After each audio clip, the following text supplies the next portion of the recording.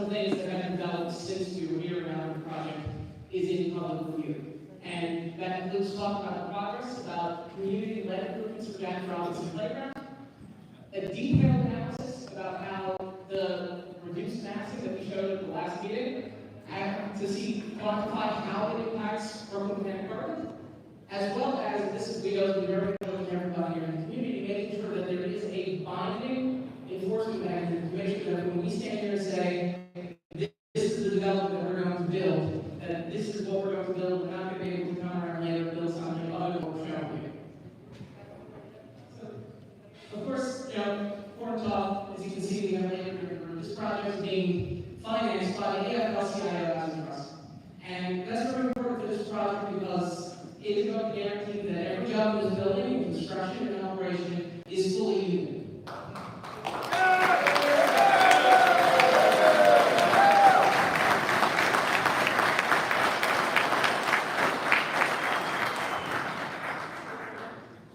So just a quick overview of the proposal that we're talking about rezoning here from R6 and RA, include create a 14-story building, 475 units, 75% was market rate, 25% workforce and affordable housing, in accordance with mandatory inclusionary housing option 1.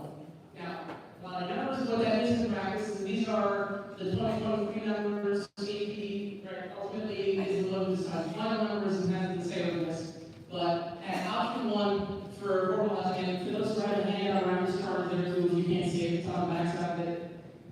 You can see the breakdown, 48 units proposed at 40% AMI, 48 units proposed at 60% AMI, and 23 units at 130% AMI. And when this project was around the last time back, beginning in 2021, when it was in public review, we spoke about what the alternative is if there isn't a rezone.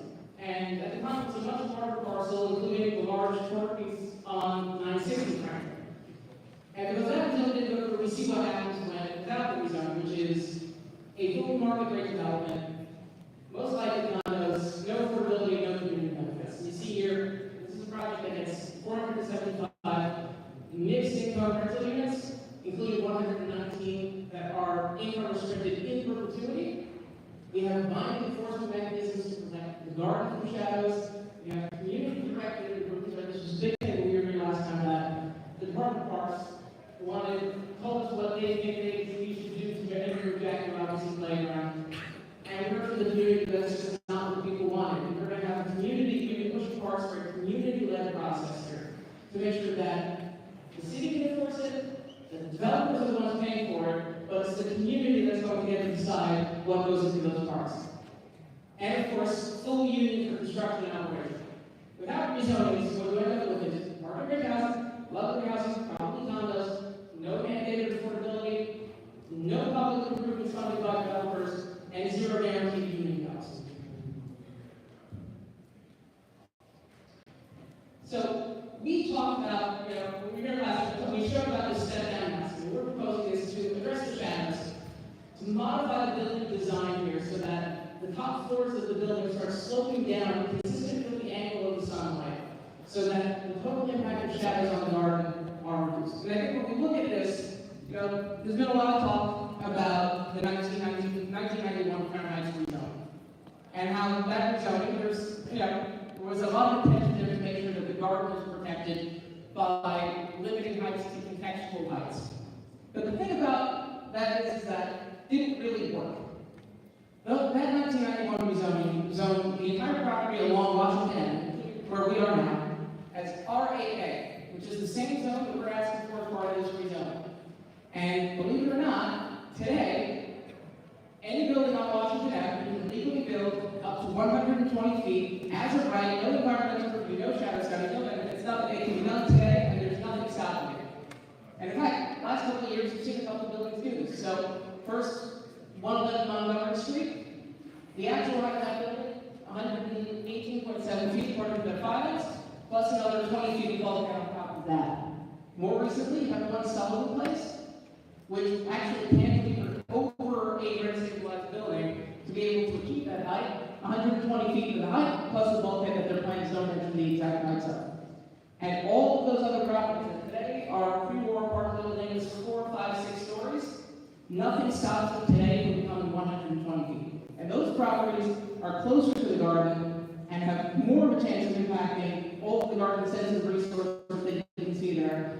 Whereas in our step down massing, the maximum height over there behind all of this is 111.7 feet with enforced restrictions going on.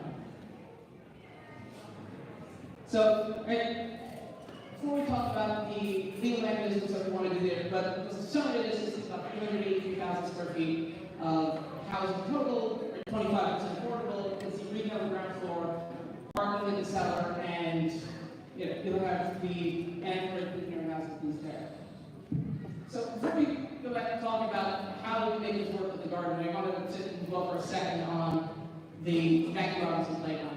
As I said, we were here last night, we talked about a very significant financial commitment that we were committing to make, that parks would be enforcing to make improvements to the playground because of the shadow impact there on the playground. Now, since that meeting, we met with the Tenants Association at the Steel Departments, and our team is now working on a new conceptual plan based on that feedback to make sure that we are incorporating those concerns that include talking about making sure that we're upgrading the existing facilities that are there, fixing things that are broken, but also reimagining it to make sure that the park is there to serve everyone in this community, not just, we want to make sure that there are things there for children, but also some active spaces for some of the older adults here in this community as well. And, as we go through this process, ultimately we've said that Parks is the one that controls this process. They're going to tell us what we have to do, and we're going to do it, but we continue to insist that this be a community process. Now, when it comes to the shadows on the garden, what you can see over here, all of these resources, you can see the existing shade cover that's there, and you can see where the development site is relative to all these other sites that can be built to quite significant heights. The step shadow massing that we showed, you see here from the other angle, how we step down the top floors and the back to allow the sunlight to come through, has no incremental shadow increase on most of the analysis stages of the year.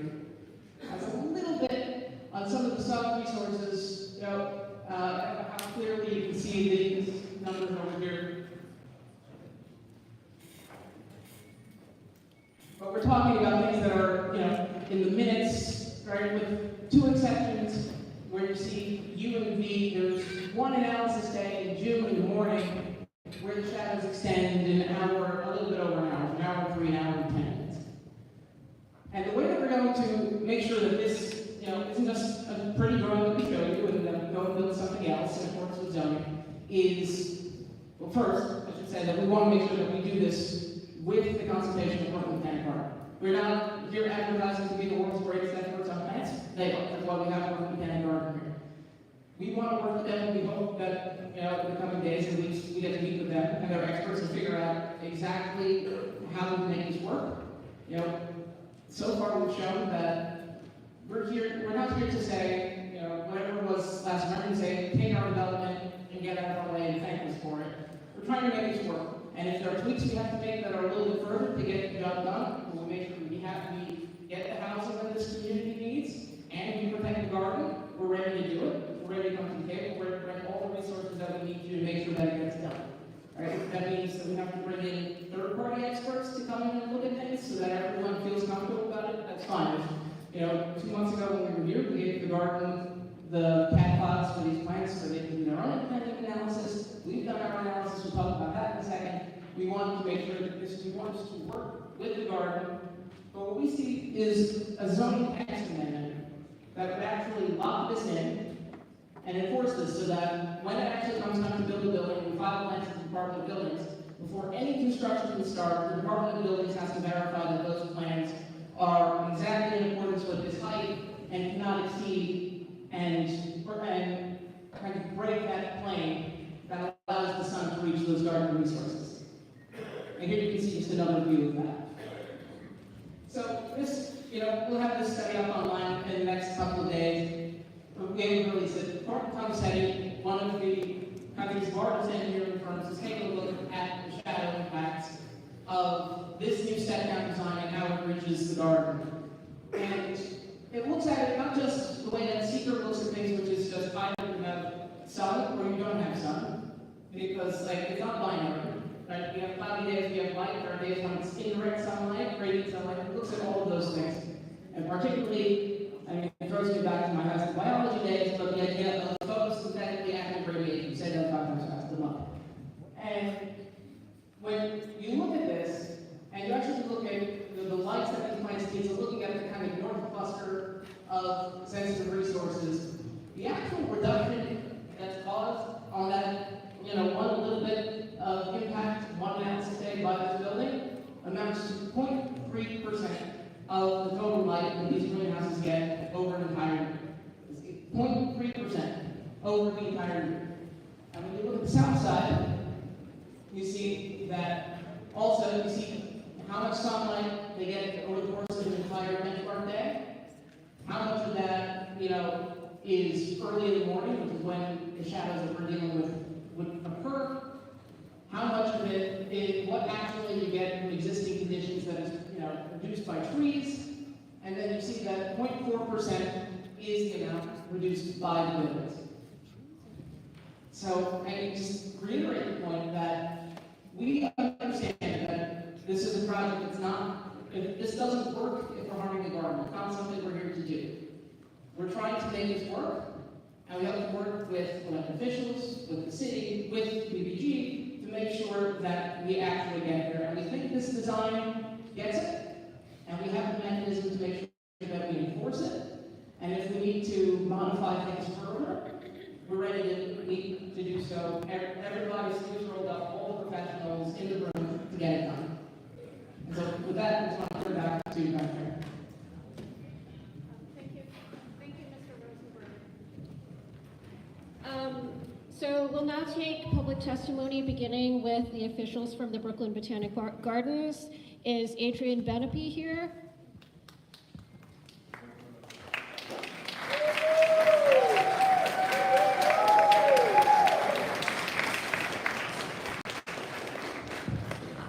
Thank you. I want to say thank you to Community Board 9 and to all the community members who have come out. I'm going to keep this short. We're not going to go into a point-by-point rebuttal of things you may have heard. So good evening, Community Board 9. I'm Adrian Benepe, President of Brooklyn Botanic Garden. Thank you for the opportunity to testify about the impacts of the proposed rezoning of the garden's collections, education, and community programs. First, a bit about the garden. Brooklyn Botanic Garden is a living museum of plants. It's an educational institution that provides science education across New York City. We do this year-round by housing, conserving, displaying, and propagating equatorial, tropical, and desert plants. According to the garden's expert internal and third-party analysis, this rezoning, because of its location and density across the street from our conservatory complex, would block sunlight to BBG's outdoor nursery yard, indoor propagation facilities, and display houses. Because of that, the proposed rezoning, a doubling of the current zoning, threatens our mission and our existence.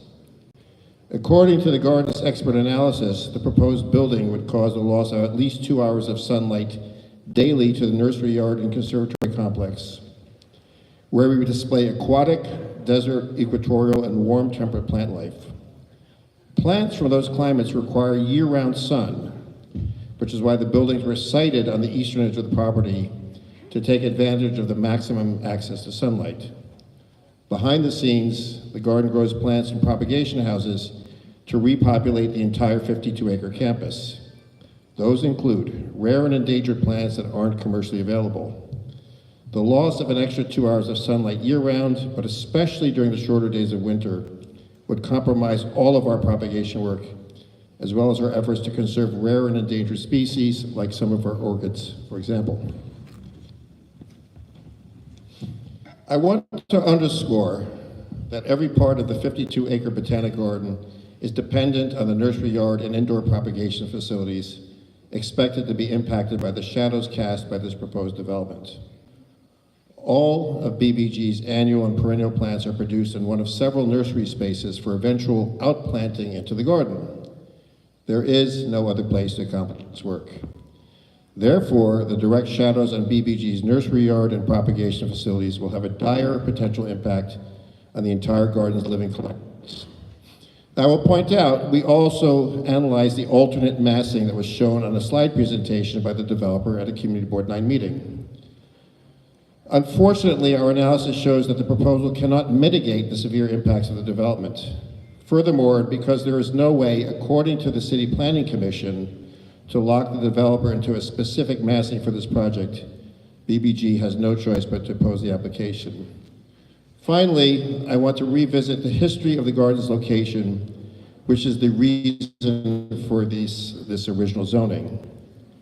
In the late 1980s, the City of New York, in partnership with Brooklyn Botanic Garden, invested millions of public dollars to construct a new conservatory complex along Washington Avenue.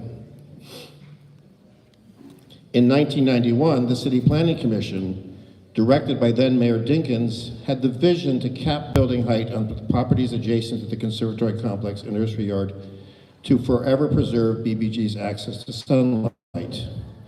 And I say this on behalf of BBG and with respect to our brothers in the Carpenters Union.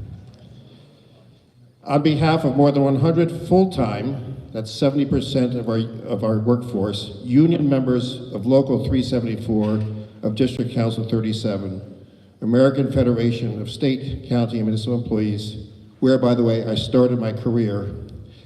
The needs of this sunlight-sensitive resource, public resource, remember this is public land, a public resource, have not changed since we began it almost 115 years ago, nor should the zoning which was put in place to protect it.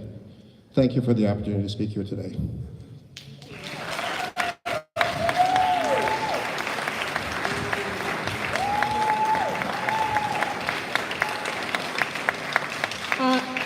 Mr. Rowan Blake.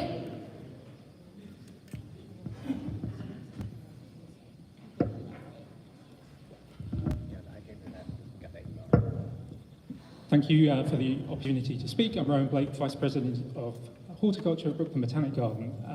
This proposal... Oh, yeah, okay.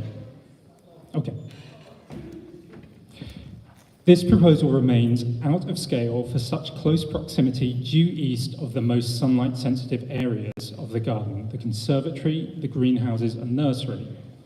Any development above the zoning put in place to protect these very facilities has been confirmed to lead to irreversible, significant shadow impacts year-round.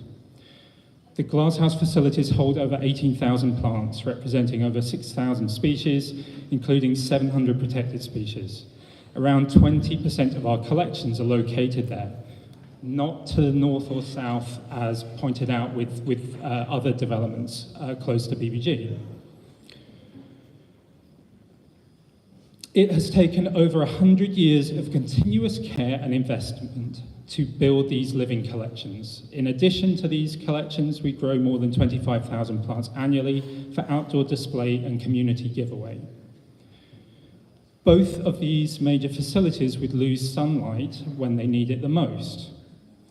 The conservatory building has desert plants, it has plants from the equator, it has plants from the tropics. The proposals would shade out the conservatory from the fall through the winter into the spring. Now, these plants don't have seasonality. They're not plants that go dormant in the winter. They grow year-round. They need sunlight year-round. The second major facility, the nursery, grows hardy plants for the entire 52 acres and for community giveaway. The proposal would shade out these areas through the spring, through summer, into the fall. That is the growing season for outdoor plants. Again, hurting the area that supports plants when they need the sunlight the most. The proposed tiered building, when you look at that and when you look at the way that the bulk has been moved around, saying, cherry picking really, saying 10 minutes here, 10 minutes there, breaking the garden down into a series of small chunks is disingenuous and strays far from treating the entire garden as a sunlight-sensitive resource, not picking out individual zones, individual buildings, individual plants. I know in some of the images shown, it looks like Google Earth images from a few years away and 3D models from a few years ago. Plants between us, whether they're city street trees, whether they're plants on BBG's property, whether they are plants in people's front yards, they're ephemeral. Buildings last for hundreds of years. Those areas, since some of those images were taken, you know, 2/3 of the trees have gone in some of those photographs. So I would not put a lot of faith into any analysis that looks at dated imagery, dated models like that. So in all, there's no substitute to sunlight. For plants, there's no practical or sustainable mitigations that can be put forward for any kind of sunlight loss. These aren't trivial changes. They are massive changes, whether it's the alternate build, whether it's the R8A. They're massive changes, and they would be forever as far as the garden as a resource globally and locally. Thank you. Thank you for your testimony. Mr. Leonard Paul. Good evening, everyone. It's such a pleasure to see you all here today. My name is Lenny Paul, and I'm a full-time unionized member of the Steinhardt Conservatory at the Brooklyn Botanic Garden. Thank you for the opportunity to come before you today. You know, the Brooklyn Botanic Garden is an iconic and historical institution. Opened in 1910, it sits in the middle of Brooklyn, surrounded by glass, steel, concrete, and blacktop. Our conservatory is a year-round operation. We are open in the middle of winter when the temperature dives below 0 degrees to the middle of the summer when it rises over 100 degrees. You know, we have visitors from all across the country locally and even across the globe. You know, we display thousands of taxa of plants from all across the continent, including Asia, Australia, Africa, North and South America, Central America. In the conservatory, our tropical pavilions look and feel like a real rainforest, my friends. As you walk into the tropical rainforest, you are greeted by this tall, majestic mahogany tree that towers 65 feet tall into the air. You can see fruit trees like bananas, guavas, papayas, mangoes, cinnamon, jackfruit, starfruit, all those wonderful fruits that you only see in the supermarket, you can actually see at the Brooklyn Botanic Garden, literally grown out of the tree. Operationally, on our nursery, we actually propagate approximately 20,000 seedlings annually. Those seedlings are being displayed throughout the garden in beds, borders, and containers for all of you to come and see, and you probably have seen them before. You know, rezoning this neighborhood will cause a catastrophic and an extreme hardship on the conservatory and the growing spaces in the garden. The shade will be very, very detrimental to the growing of our plants during the peak season. This will result in a lack of sunlight that will hamper flowers, fruits, and plant life, period. It's going to open up our collection to pests and diseases, which is going to be a very, very tough thing to handle. You know, we're not against union jobs. We support the union. The Brooklyn Botanic Garden is a strong supporter of Local 374 of District Council 37. They have been...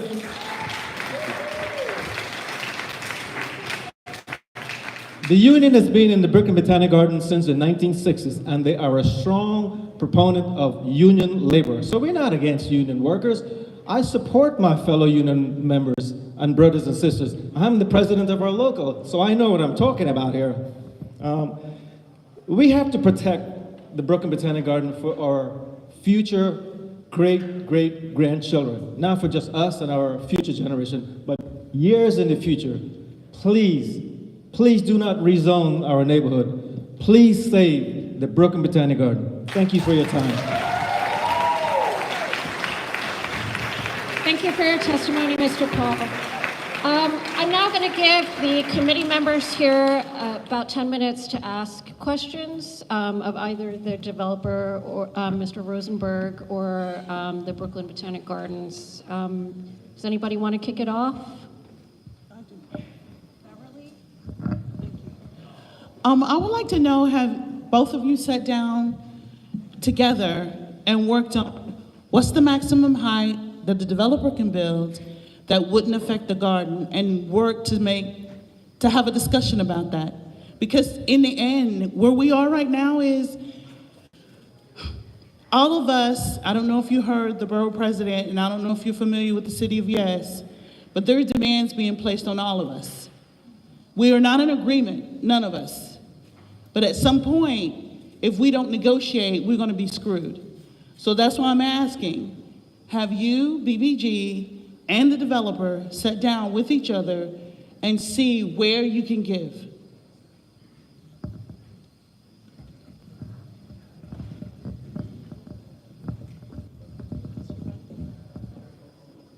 So we, under the auspices of Councilmember Crystal Hudson, about a year ago, were asked to meet with the developer in a semi-public session. We didn't want to have any private negotiations going on. And at that meeting, the developer laid out what they thought their bottom line was, and we laid out what ours was. And while we do appreciate the efforts made to change the configuration of the building, our analysis in consultation with real experts, like probably global experts in sunlight and shadow analysis, told us that the only massing and zoning that would work is the current zoning R6A. Anything above that starts to cast a shadow. So yes, it nibbles away at the edges in terms of reducing the ultimate shadow, but just by small amounts, not enough to make it worthy for us. And the only thing that works, in our opinion, is the current R6A zoning put in place for that specific purpose.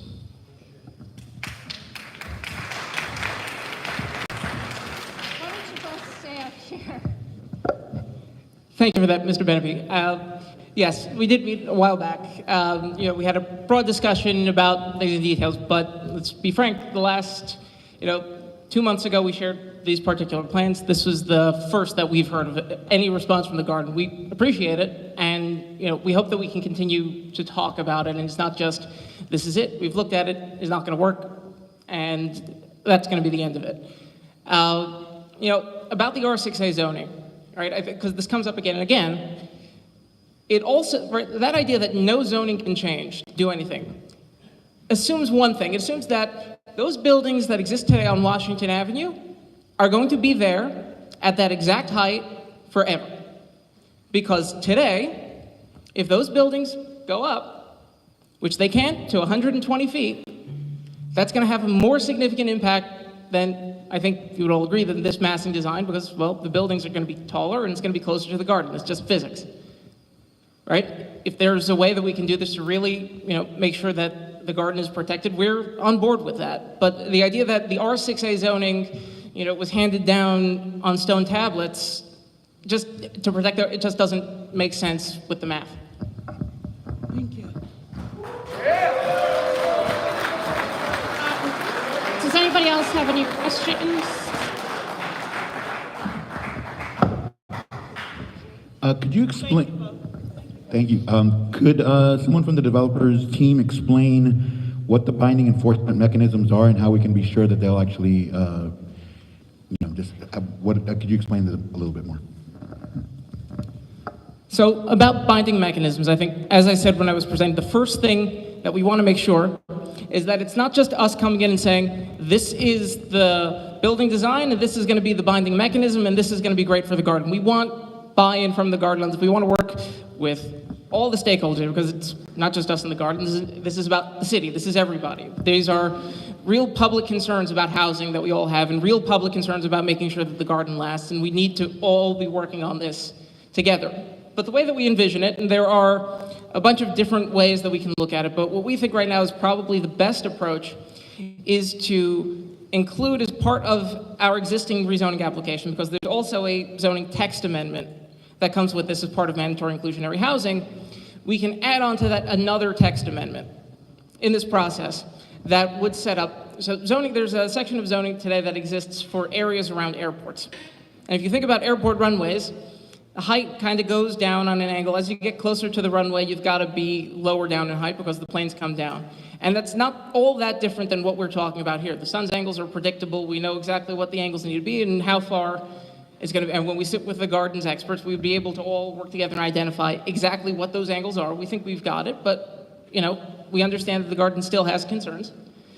And then in there, just like we have for airports, write in that on this sloping plane, no part of a building, no projection, no new structure, no permitted obstructions, no antennas, none of that extra stuff that, when zoning says height, then bulkheads come up, none of that. No piece of the building can pierce that structure, that height. And the way that works is, before construction starts, before we get into fighting about who's doing what, the Department of Buildings has to review these plans and confirm that we are complying with that sloping plane with those height requirements.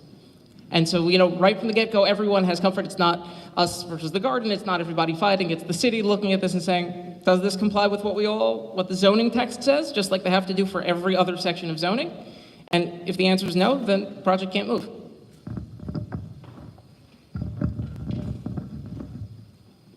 I really don't want to take up more time from people who are here to testify, except to say that we were told by the Department of City Planning that there was no enforceable mechanism within their zoning. So, we just have to take that at face value.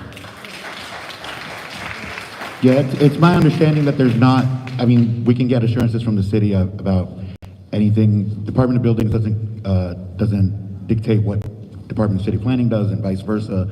So I'm concerned that there's not really like an actually binding enforcement mechanism, because I've not seen that before actually in a land use application. So if you look, not just areas around airports, there are parts of Manhattan, Upper East Side, Upper West Side, where you have like sections that say for the portion of Manhattan Community District 8, for the block south of 125th Street and west of whatever, where there are specific requirements for height. And what the text amendment does is it becomes part of zoning like every other section. Right? When you submit plans to the Department of Buildings, you have to submit your zoning analysis. It goes through every chapter, every section, including in this one, height and setback.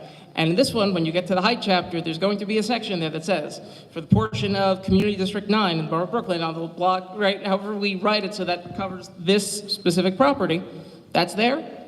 We're going to have to affirmatively demonstrate compliance with it. The same way we can't get R8A zoning and just turn around and build R9D. We can't build 34 stories with R8A. We're capped at 14 stories. The Department of Buildings reviews it, they check it, and they make sure that every part of the building complies with zoning, and this would be no different than any one of those other sections.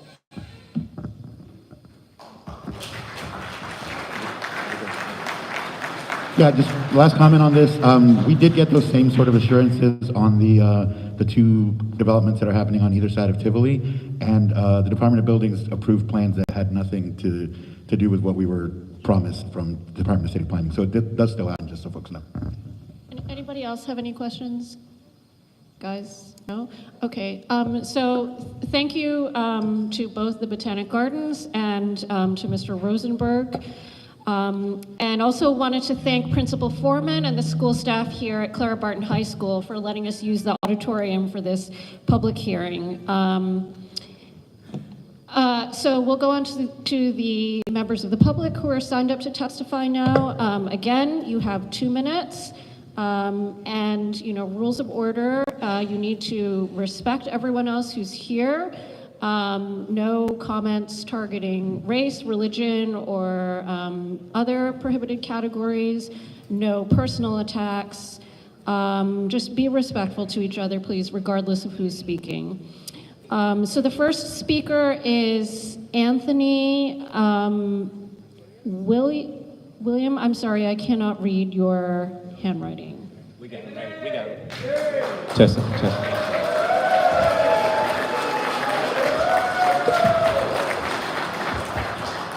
First of all, good evening, everyone. My name is Anthony Williamson, and I represent the Building Trades, Local 79. I'm also the political director for 100 Black Construction Workers. And the Building Trades of New York City endorsed this project. And the reason why we endorse a project like this is a unique project. And first of all, I must thank the community board and the developer for the efforts they put into a project like this. It's important that when we look around our community, we see what's happening. There is no housing for our people. How are we going to address that? There's not enough jobs for our people. How do we address that? There's not local economic development. How are we going to address that? Well, you know how we're going to address that? By having good union jobs. Because historically, when you have good union jobs, it's a ripple effect that small businesses grow when you have good union jobs. Small businesses grow in the community. It's very important that we move forward with a project like this. If we're going to solve the problems that we've got in this city. And I understand, I respect we looking at the garden and the historical perspective of the garden. But every time we look around here and we see the future and our children, and that's what it's about, having good union jobs, that we can send our kids to college. We can have a roof over our heads. They can have health care when they retire. That's why we had good union jobs. That the community would be better. That we can help to solve the crimes that we will have in communities that we don't have good jobs. So it's very important that we move forward with this project. It's very important that we work together and find a common ground for a project like this. We're talking about 1,000 construction careers. We're talking about 120 affordable units for low-income housing people. That's what we're talking about. We're talking about good jobs for our people. I want to thank you very much for entertaining me, okay? And we look forward to work together. Thank you. Thank you for your testimony, Mr. Williams. Martina Victoria is next. Hi there, good evening, everybody. Good evening. As Yogi Berra said, it's deja vu all over again. In the last go-around, we as a community, not to mention the whole city, not to mention many countries around the world, weighed in on this and responded with a thunderous, deafening no to this development. So you guys are back, and you think it's different because there's a decrease in height and there's angles. If I just want to give you a metaphor here. If you were shot in the gut instead of shot in the heart, would you say, yippee, I got shot in the gut and not in the heart? Or would you think, I don't want to be shot at all? Do you see my point? The Botanic Gardens Conservatory, with priceless and rare living treasures, would still be impacted. And it is more than an insult. It is bordering an attack on our community as well as our culture, to even consider this project at all. The culture of our city.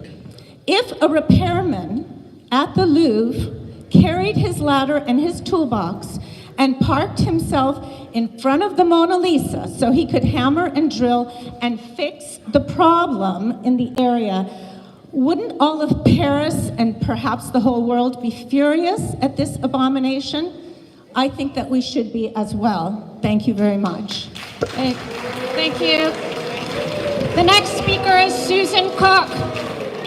Please limit your booing and your clapping. Have respect for each other. Susan Cook.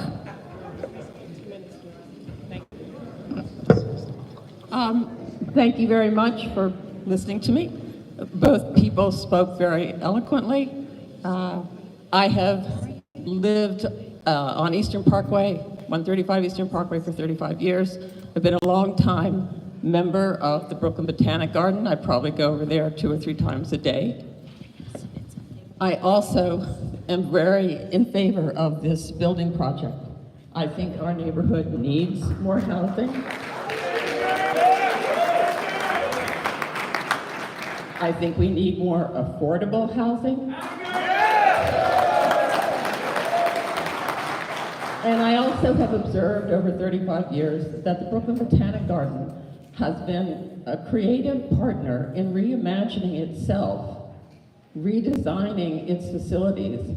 And I think it can bring that ingenuity and its creativity to a conversation with the developer, where the woman in yellow who asked, I think, the perfect question is, why can these two partners not work together? Because I'm hearing, personally, I hear intransigence on the part of the Botanic Gardens, and I hear what sounds to me like creative solutions and efforts to diminish the impact from the developer, but also citation of facts which I can't put together.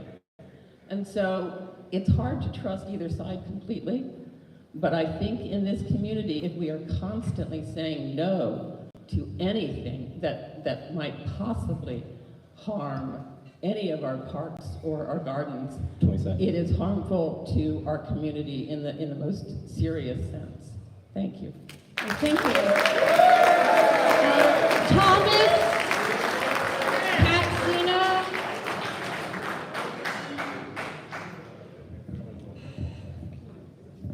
Thank you for the opportunity to speak here. I'm 80 years old and I've been going to the garden since I was a kid, so I really appreciate it, and I'm very grateful for the gift that they've been given to me. And it's not for me to keep, it's for me to cherish and nurture and preserve for the next generation and those to come. Yes, we do need housing, of course, and we need jobs, of course. All over Bedford Avenue, Flatbush Avenue, there's buildings going up everywhere you look. There's plenty of buildings going up. Our forebears back in the 90s, they had the foresight to protect our cherished resource, the Botanic Garden. Please, please don't approve a change to this zoning law. Keep the zoning law as it is. It was there, it was put there for a purpose, to protect our cherished inheritance. Thank you. Thank you, sir.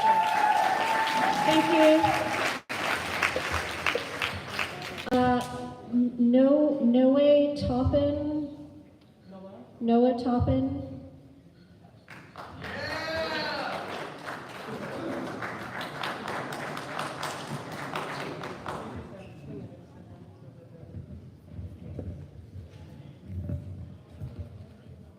Good evening, and thank you, Community Board 9, for letting me give my remarks. My name is Noel Taubin, and I've been an active member of 32BJ, working in the residential section for the last 2 years. I work as a porter in a residential building located in Brooklyn, where I stand solidarity with my union brothers and sisters, a strong community of 175,000.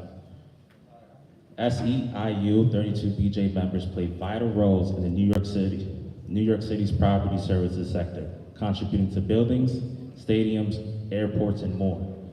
Our diverse membership shares the goal of improving employment standards in our industries. I live and work in Brooklyn. I've witnessed the need for housing supply to increase in my neighborhood and all over BK. This residential project will add to the housing that we need in Brooklyn and all over New York. My union, 32BJ, secured commitments from Continuum Company for the Good residential jobs at 962 and 972 Franklin Avenue. These commitments uphold prevailing wage and benefit standards by 32BJ members, benefits that I, as a member, have learned to rely on, benefits that we as a union fight for. 32? Thanks again for your time tonight and for making sure this project moves forward. Thank you. William Antosi.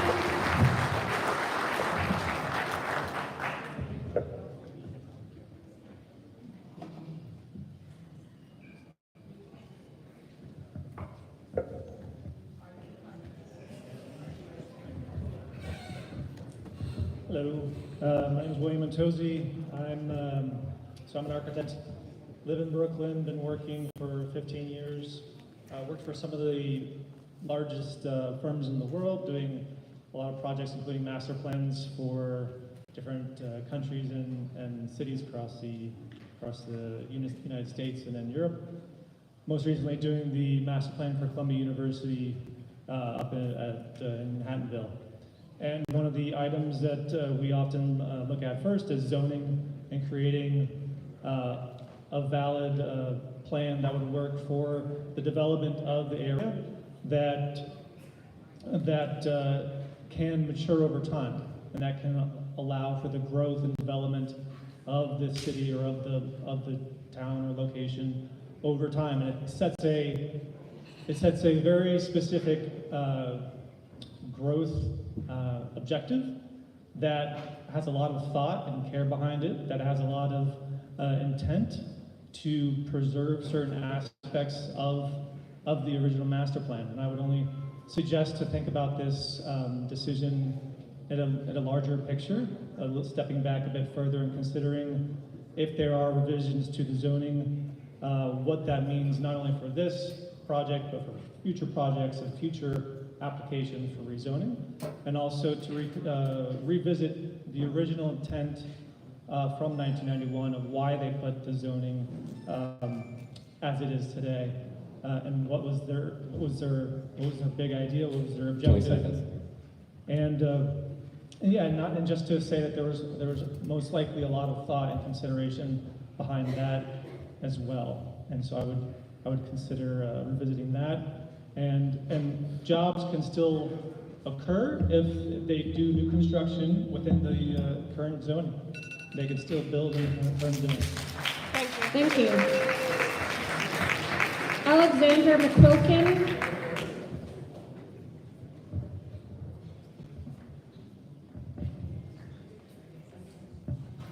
Thanks for letting me speak. Community Board, my name is Alex McQuilkin. I'm a neighbor here, 35 Crown Street. I have not lived here quite as long as my neighbor on Eastern Parkway. I'm also a proud union member, DC 37, and also a member of the Botanic Garden. But I would like to speak in favor of the rezoning application. We're in the midst of a historic housing affordability crisis, 1.4% vacancy rate citywide. Vacancy rate is even lower at the types of rents that we're talking about under mandatory inclusionary housing. I have neighbors, I'm sure many of you have neighbors too, who are doubled up, tripled up, multi-generational households. I have neighbors who raise their kids in this neighborhood and are now adults and have to move out. The Botanic Garden has raised some concerns and they're valid, but I think the applicant has made good faith efforts at responding to them. And I would encourage the garden to come to the table in good faith as well. I think this unilateral opposition is sort of short-sighted. I think the Botanic Garden should look forward to the potential of new neighbors, new audience members that they can share their plant-loving and educational opportunities with. Yeah, let's try to figure it out. Thank you. Paul Friedman.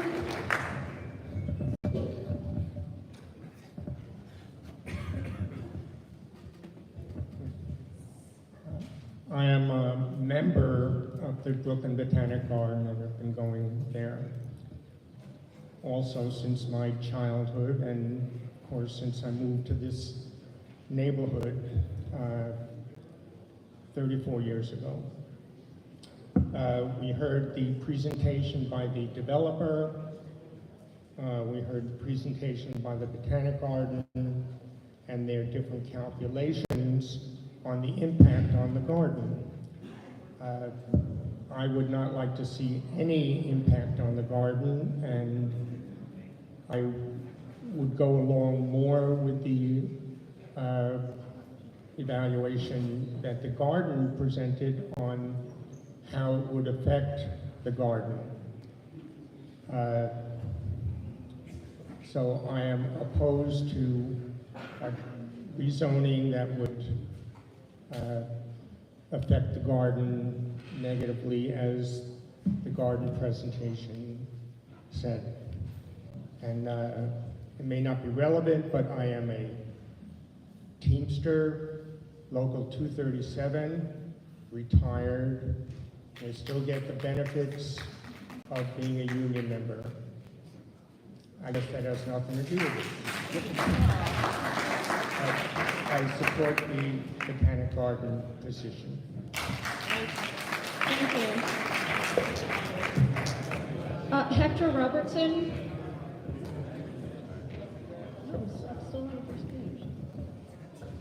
Thank you. I think that one of the things that we're missing here is that there's plenty of buildings being built in our community. Most of these union members probably don't even live in this community. My family is 1180 and 1549 members. So this is not about the union. This is about the developers coming into this neighborhood, building buildings supposedly for affordability. But take a look at what really is happening here. We have over 14,000 people living, 147,000 people living in shelters. None of those people are ever going to see the interior of any of these buildings built. A lot of people standing here talking about, well, affordability and affordability and affordability. What about low-income housing? People need low-income housing, not affordability. I can afford $6,000 rent, but maybe he can only afford $500 rent. So what I can afford, he may not be able to afford. So we need to step away from this illusion of affordability and really start looking at the people that live in our community that do not have a place to live. And the reason why they're being pushed out of their community is not about not affording. It's a lot to do with gentrification. It's a lot to do with people not being able to stay in their houses because there's a lot of laws that are actually pushing them out. Let's focus on housing for people that need housing, not because they can afford to build a building for people that can actually pay thousands of dollars to live there. And now the parks are involved. This park has been around forever in our community. And so now we're building for gentrifiers to come in and enjoy a park that has been in our community for so long. I've lived in this community for over 40 years, so I know what this community used to look like. And so we need to start looking at low-income housing for the people that really need the housing. Thank you. Daniel Leonard.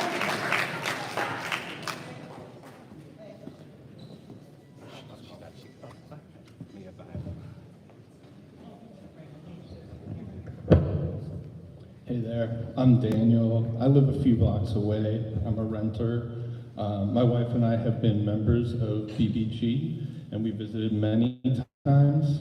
However, I'm pretty stunned at how aggressively BBG is fighting to scuttle desperately needed housing in my community, including affordable housing units.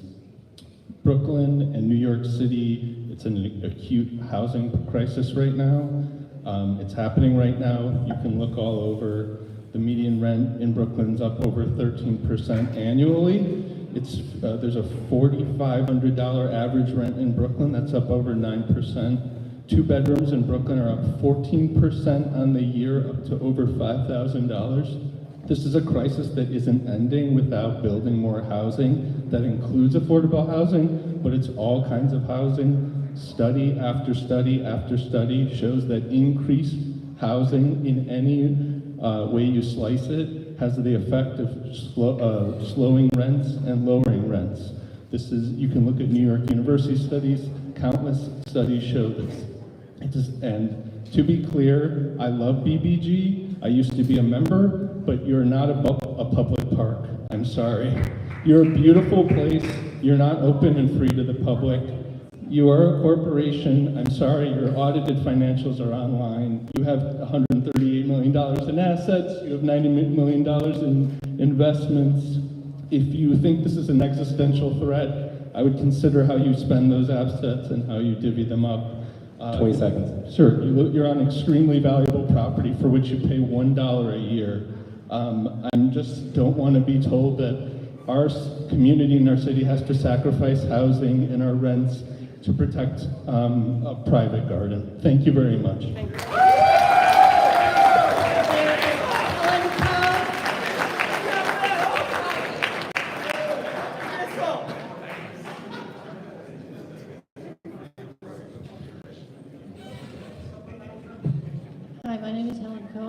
in this area for almost 25 years now. I'm a member of the Brooklyn Botanic Gardens, and I would request that the community board reject the rezoning proposition because it will harm the garden, and again, it will take up more green space. We're facing massive destructive climate change. This New York is now considered a subtropical zone. We should consider the environment as well as all of the other issues at stake, which have to do with housing, green space, and this neighborhood, keeping it livable for all of us. And I do resent the fact that we're constantly being pitted against each other. The developers, community activists, people who care about climate change. We should be able to come to a resolution. And I would also say, I'm a member of Friends of Mount Prospect Park, which is also being threatened right now with a massive skateboard arena, which will swallow up much of the Prospect Park in concrete. That will raise the heat level 10 degrees higher. It's been proven in studies, you can look it up.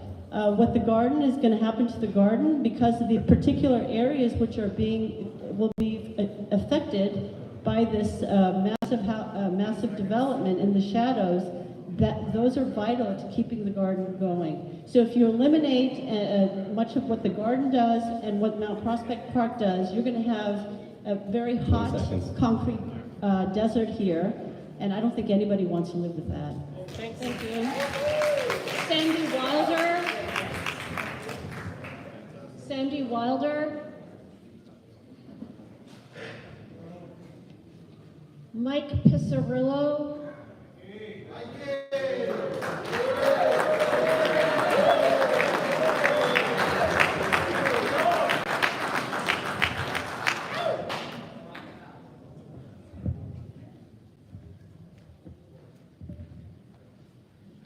My name is Michael Picarillo. I'm speaking on behalf of the thousands of Carpenter Union members that live in Brooklyn and the hundreds of members that live in the district.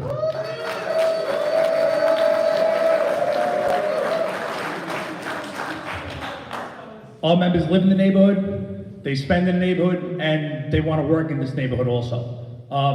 If you look at the economy right now, it doesn't say we're in a recession, but if you look at construction right now, we're definitely in a recession. The jobs just aren't there. We have a commitment from a great developer that's going to build a job with good wages, good family sustaining wages for the workers that are there, and it's going to continue for the length of the project. The project is actually funded by unions, which you don't see. It's going to be operated by unions. This project is important right now. I grew up, my mother actually grew up in this neighborhood, so it's kind of near and dear to me. Hold on, I just have some things to say. So the city's in an affordable housing crisis. There are 120 units that are going to be dedicated to low-income housing with a 50% community board resident preference, prioritizing local residents. Guys, please respect the speaker. The development is projected to create roughly thousands of union careers during construction with members of the building trades construction unions. With unions managing the property, residents can expect high standards of maintenance and service, ensuring a safe and clean and well-maintained living environment. Significant union investment, over $250 million in pension funds, will be invested in the Crown Heights community throughout this project. 20 seconds. This substantial financial commitment underscores the union's dedication to rebuilding the community in the right way. Thank you. Thank you.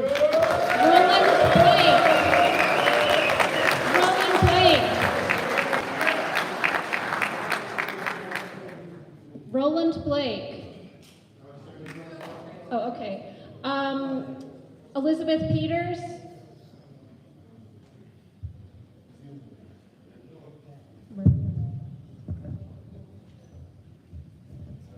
And Maria Ramos, would you please come forward?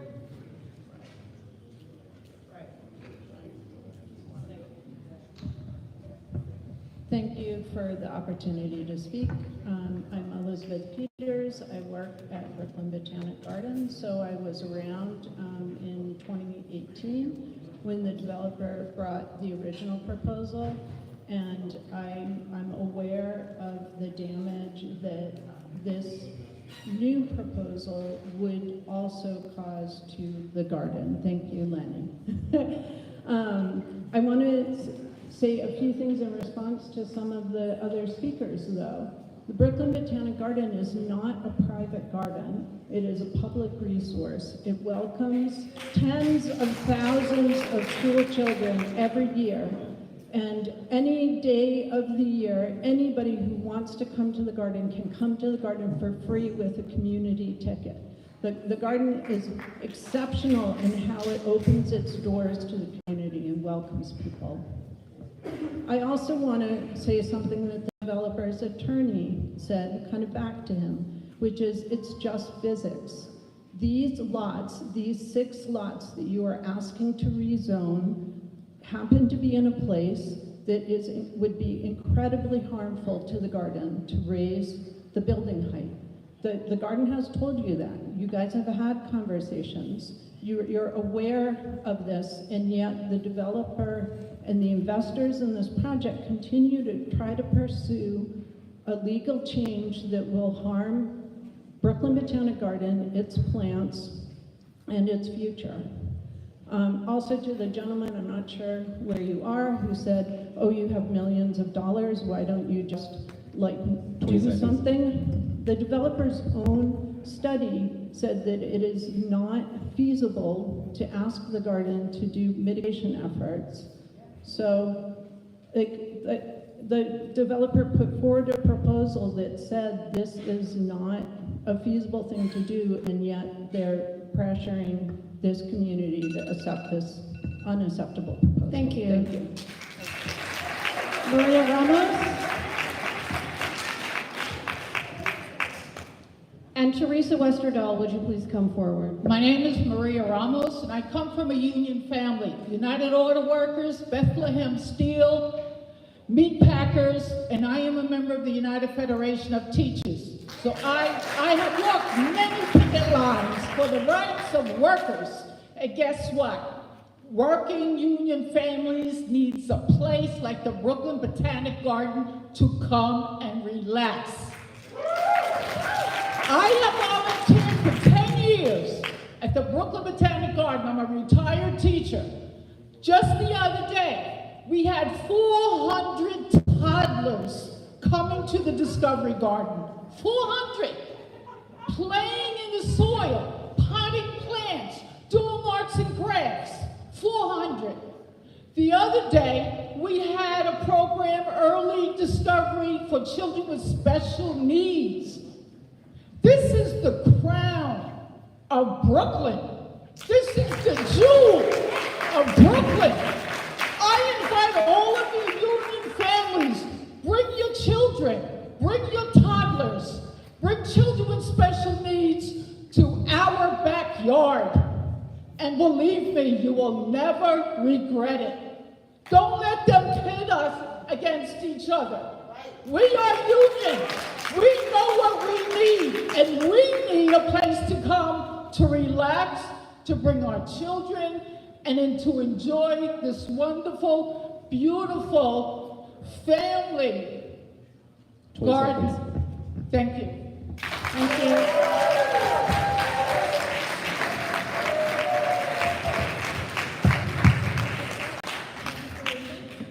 Hello, everyone. My name's Teresa Westerdahl. I live very close to the site, to the Botanic Gardens, and for 2 decades. I'm also a member of Community Board 9, and I've served on the Environmental Protection Committee for 3 years now, and I am very interested in protecting the environment. The one thing I haven't heard any discussion about is a study of the heating that will result from the development. With the windows, the mechanics involved in creating that development, the studies I have read, there hasn't been a study on this particular location, which there should be. It would be about 10 degrees. This will create a microclimate that will affect not only the plant life, but in addition, the migratory bird population and the general warming of the area. So it's going to affect everybody that lives around there. It's going to affect the playground, Jackie Robinson Playground, Jackie Robinson Garden. All of those institutions are for children and young people will be affected. I did wonder about the developer discussing doing something in the Jackson Park. Why would a developer, a private entity, go into our public park and make something? Kumbo already redid the playground about less than a decade ago, maybe 7 years ago. So that was redone.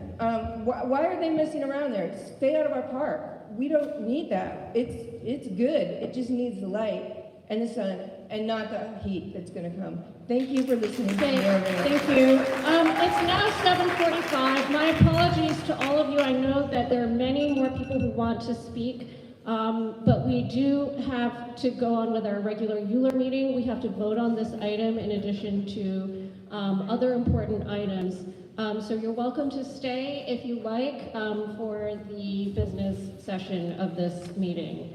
However, okay, and if you did not get a chance to testify, please email written comment to our office, bk09@cb.nyc.gov.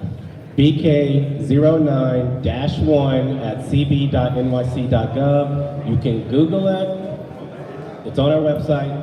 Thank you all so much for coming.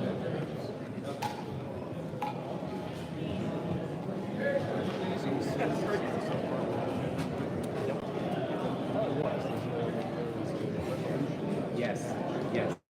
Yeah, that's going to be tonight and 9:60. So yeah, we're going to be speaking on that. I can't answer that.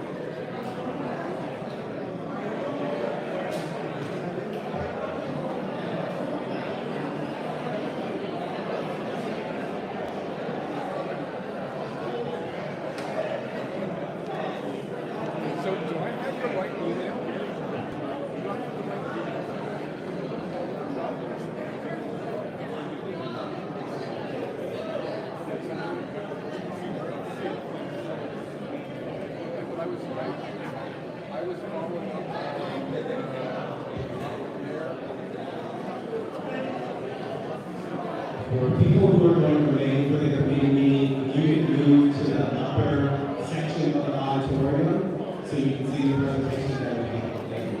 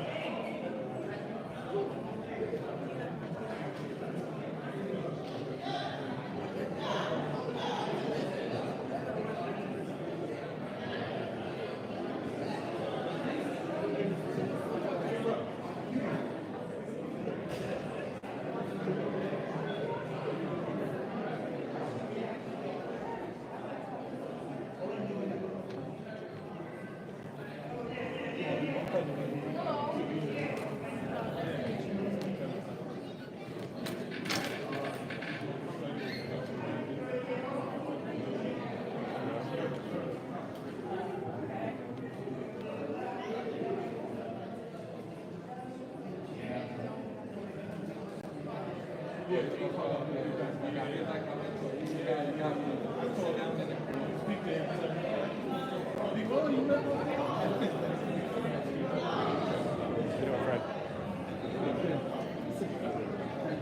like to speak about city.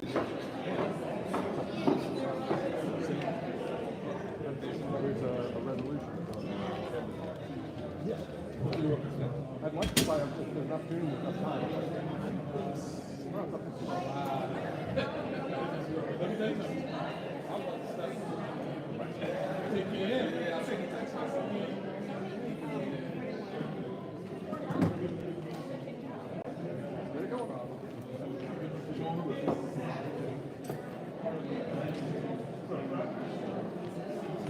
Should we just keep this?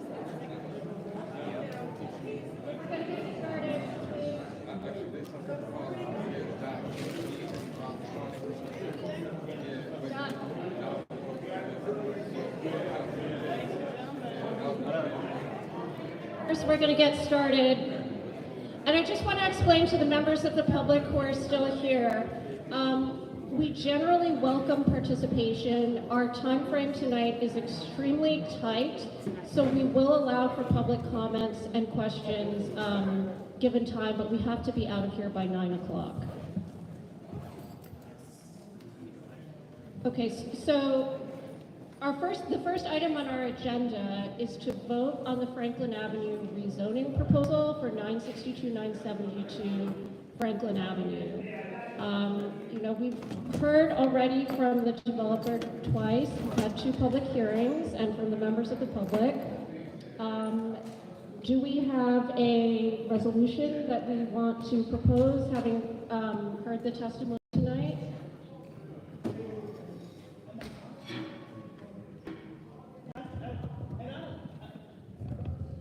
After what we heard tonight, I'm just thinking about, I'm not thinking about the comment section, I'm thinking about the 2 parties involved. And it's important that all of us understand that everything needs to be fair. And right now, I think things aren't being fair. All of us appreciate BBG, we all do. All of us see that moment of solace when we go in and the Cherry Blossom Festival and all of that. But they've been allowed to be straight backed. Not have to make any changes, not have to do anything. And the developer, don't get me wrong, I have developer stuff too, but developers going, well, we're willing to sit at the table, we're willing to do this, we're willing to do that, we have slope roofs, we have this, we have that, and the other. There should be a mediator. We're in a time right now where everybody's saying there's not affordable housing. Evansville is sitting in the middle of at least 6 developments, and none of them will accommodate people who are $50,000 and less. There has to be some give and take, there has to be. We find that us as community members are always being required to be flexible. Someone else has to be flexible other than us. The developer is working to be flexible, so it appears, like the lady said, it's difficult to trust any party, but it appears as if the developer is trying to be flexible. Well, again, I say, BBG is appearing to be straight backed. Because of our love for them, wait. Okay, I am presenting what I feel I see, okay? And we all love you guys, Cherry Blossom, just like I said. But you've told us what you can't do. You aren't being asked to go. If you had to, what would you do? That is where we are right now, with City of Yes, with housing vacancy, with all of that. That's where we are. If you had to, what would you do? And I got to admit, if we could facilitate a change right now, my proposal would be a requirement for those 2 to sit down with a 3rd objective party and say, if you had to, what would you do? If you had to. No, they didn't. They didn't do that. Does anybody else have a motion they want to make on the rezoning proposal? Well, so since we're doing discussion right now, and since there's not that many of us here, we can just talk. So my concern with this concept of the garden not being movable is that that even the developer says that this cannot be mitigated. So there's nowhere to go from that point. And the way that I guess the way that I tend to see it is, you have a developer that wants to make money, you have a garden that wants to exist for the community. The basic, not the same kind of money though. Like, it's not the same kind of money. Like, it's a not-for-profit organization versus a for-profit organization. Granted, that doesn't always mean that there's going to be profit or not. But to me, I guess the intent behind those things is important, and the intent to try to preserve the garden is I think obviously valid. It's something we've been dealing with for 4 years. That the developer decided to finally come to the table and put some mitigation efforts 4 years into this process, to me, is disingenuous. It doesn't speak to any sort of good faith effort other than just trying to get this to pass, when they can still build a building that they want to build. I mean, not the building that they want to build, but they can still build a building, they can still make a healthy profit without having to change the law. And so that's, to me, the trade-off here. Because I've looked at it, I mean, there's no way to mitigate. Now, we could say, what is, if you had to, but if they had to, the developer could just build a building that they can even build as a right. So, Point of clarification, Chair. Is there a motion on the table? Did you make a motion, Beverly? What's going on here? The chair asked for a motion. We heard 2 speeches. You made a motion? So you're not putting a motion on the table. So is anybody going to make a motion tonight? Just so you all understand, the land use clock on this application has started, and this is our last meeting of the year, so this is our last opportunity as a board to make an actual recommendation on the proposal. So, does anyone else have any comments before someone puts a motion on the floor? We did comments already. It's not, Okay. it's not within our purview. Right. Okay, so Beverly's motion is... No, she's not making it, she says.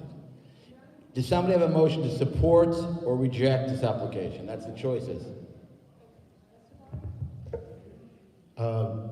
The motion I would like to put forward is that the land use committee recommend to the greater board that this application not be approved, and additionally that we reaffirm that the 1991 rezoning exists and was put there for a reason, and that we will use that as our guide in making these decisions about any developments in this area. That's Do we have a second? Tom seconds. Is there a need for discussion before we vote? What does that even mean? You're going to make a motion that no further developments in this area?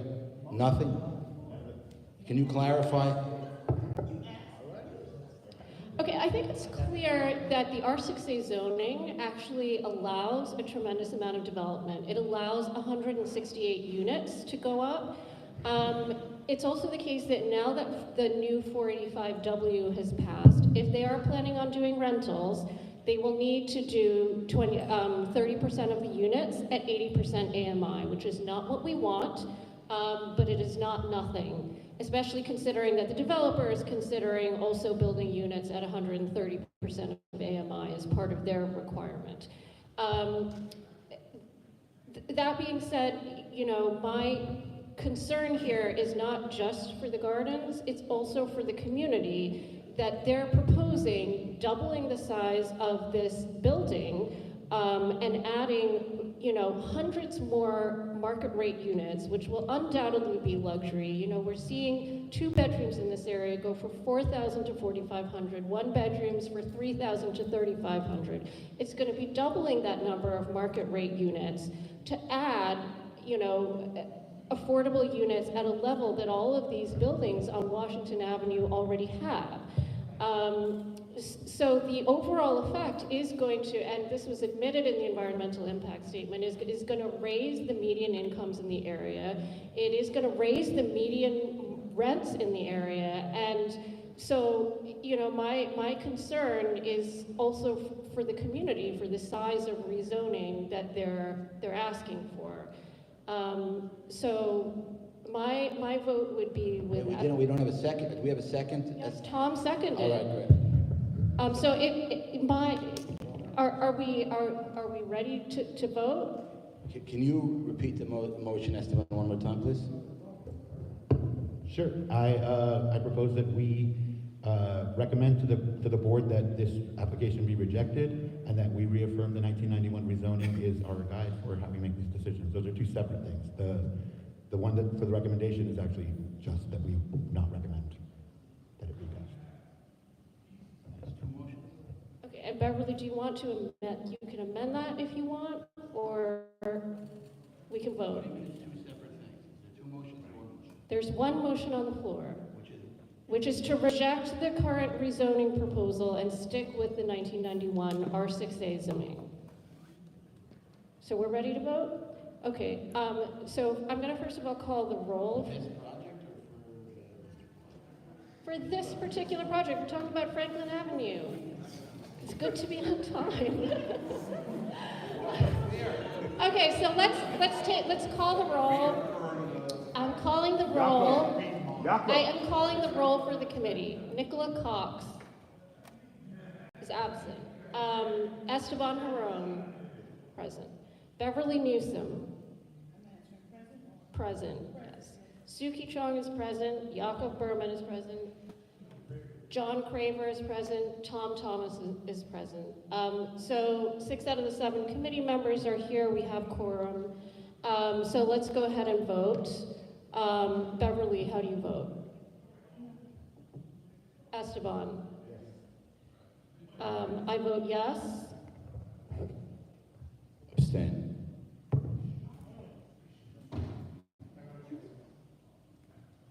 Tom? Yes. Okay, so the motion passes. We do also have to vote on the parking waiver that I think is a separate ULURP item, right, Jordan? Okay. Just for the sake of clarity, the parking waiver is to reduce the number of parking spots by approximately half. Does somebody want to make a motion on that?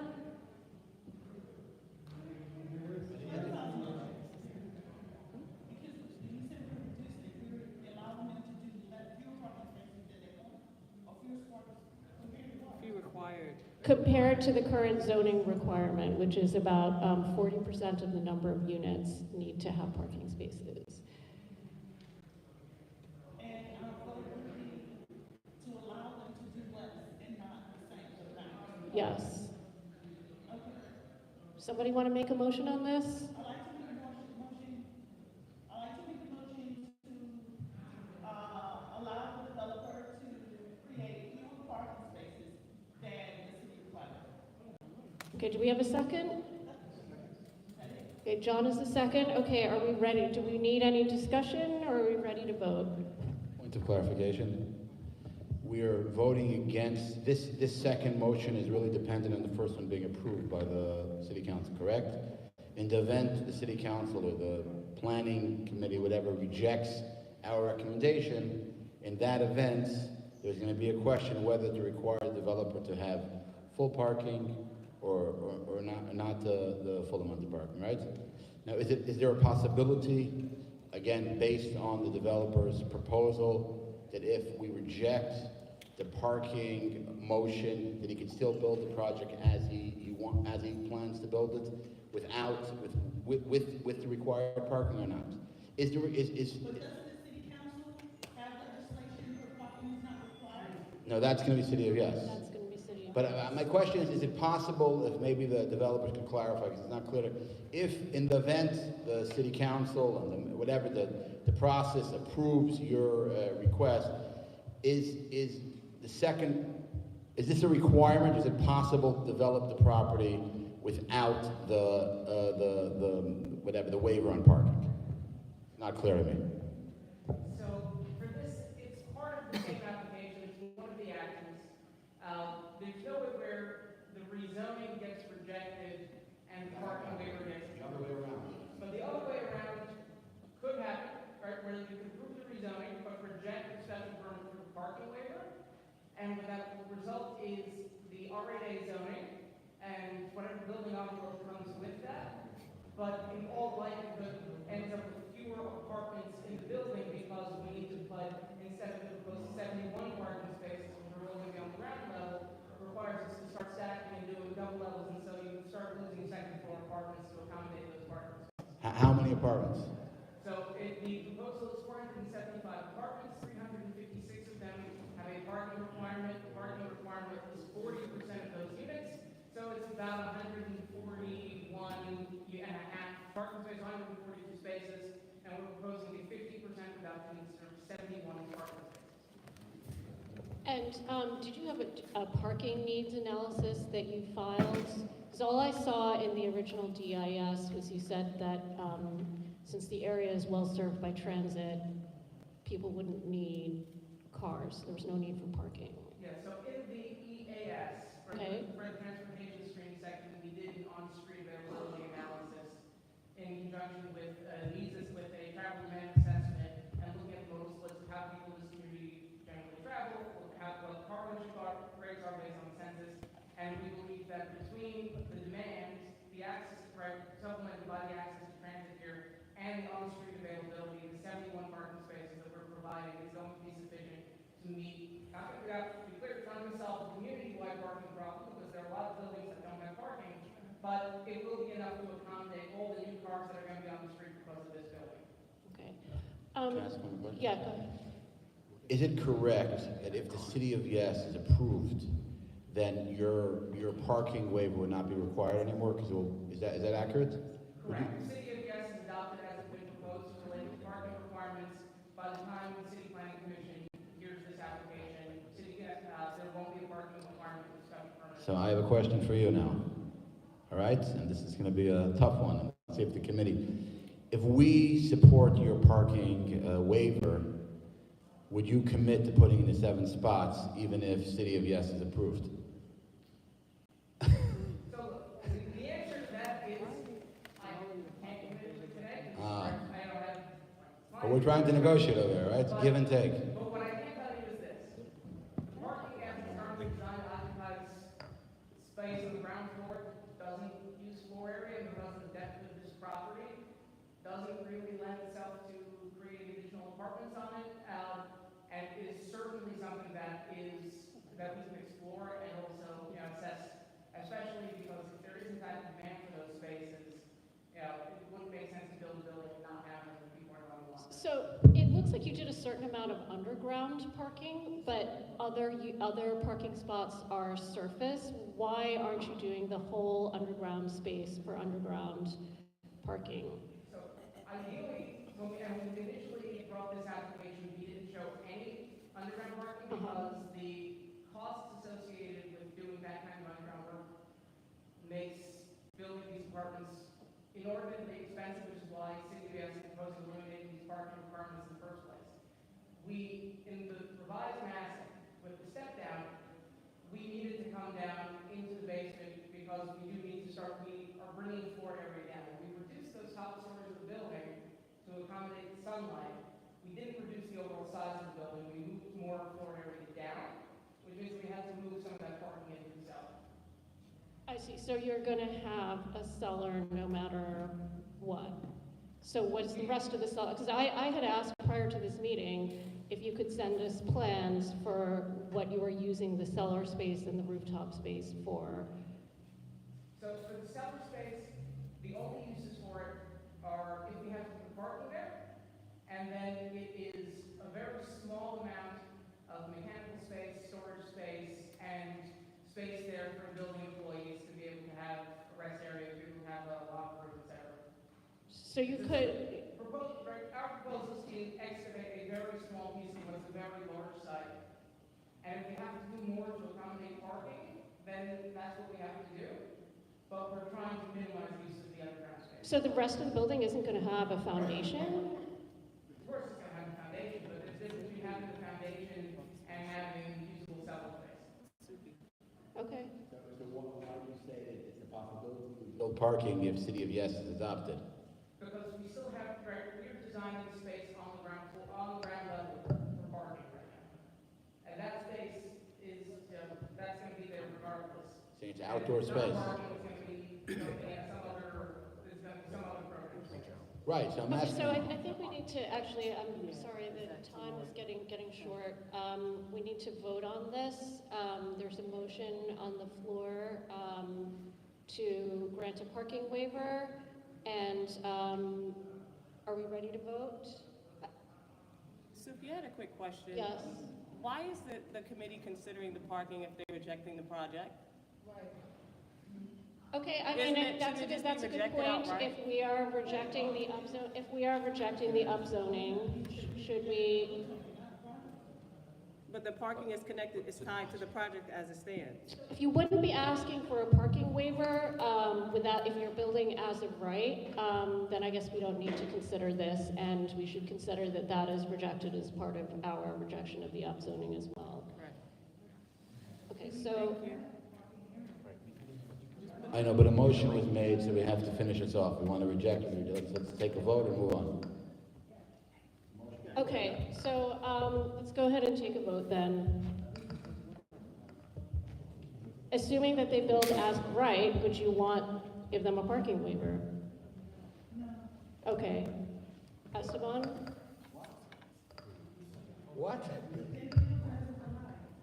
They don't need a parking waiver. As of right, you're not required to put in parking, right? How much? Total. Okay, so Beverly is a no. Esteban? Assuming that they're building as of right, because we already voted to reject the upzoning, would you give them a parking waiver? No. Okay, I'm a no. Yakov? Yes. Yes. 40% is even as of rights? Yes.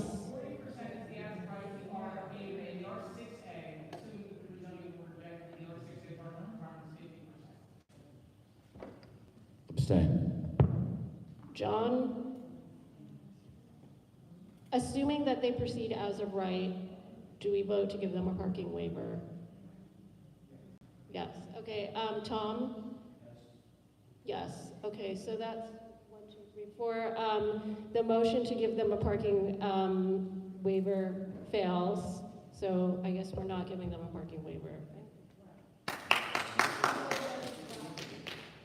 Yes. Okay. You voted in favor, he voted in favor, she voted in favor, 1, 2, and then, oh, okay, no, you voted against, 3 against, 2 in favor, and 1 abstain. Because she changed her mind. Okay, so moving on. So we're now, so again, members of the public, remember, you can email us your testimony. We'll be meeting at the end of the month as a general board to vote on this. And we will also let you know about any public hearing dates before the City Planning Commission, which we would expect. Okay, we're now going to move on to discuss the City of Yes zoning text amendments.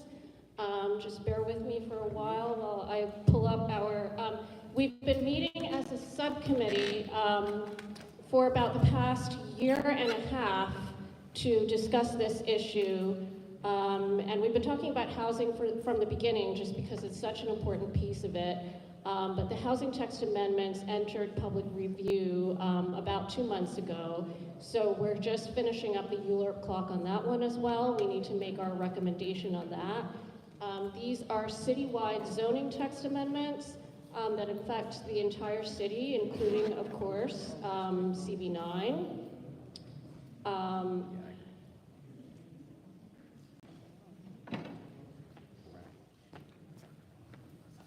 are you?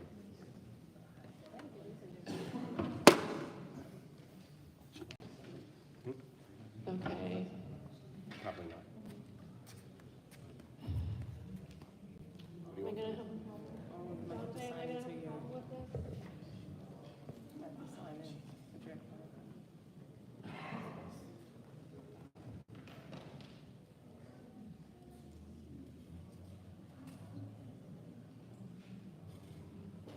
Can I open it using like free or text? Not unless it is.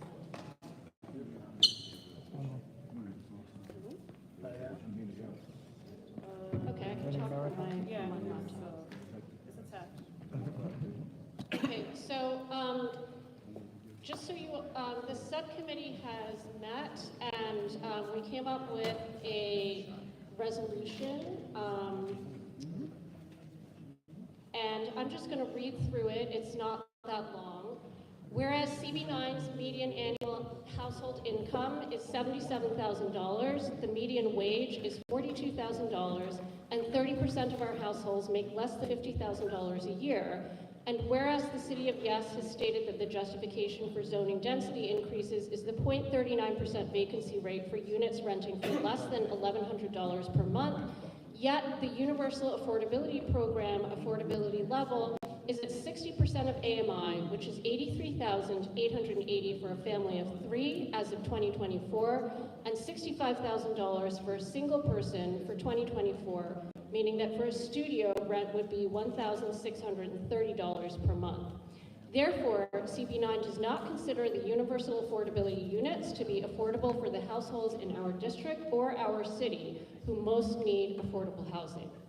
Whereas City of Yes to build 100,000 units across the city by 2040 by adding a little more housing everywhere, in quotes, whereas CB9 has already built 4,000 units of housing from 2010 to 2023, and that, by the way, puts us in the middle of all community districts for how much housing we've built. So I think we feel that we've done our fair share. Whereas there are over 2,500 permitted units in the district. These are units that are not built yet, but which we're expecting to go up, of which 800 are income restricted. And just so you guys know, a lot of those are through Vital Brooklyn, which are state developments, as well as from some rezoned developments. There was a rezoning earlier on Franklin Avenue. Whereas CB9 opposes the demolition of existing housing and strongly supports the preservation of existing affordable housing, especially existing rent-stabilized and NYCHA housing.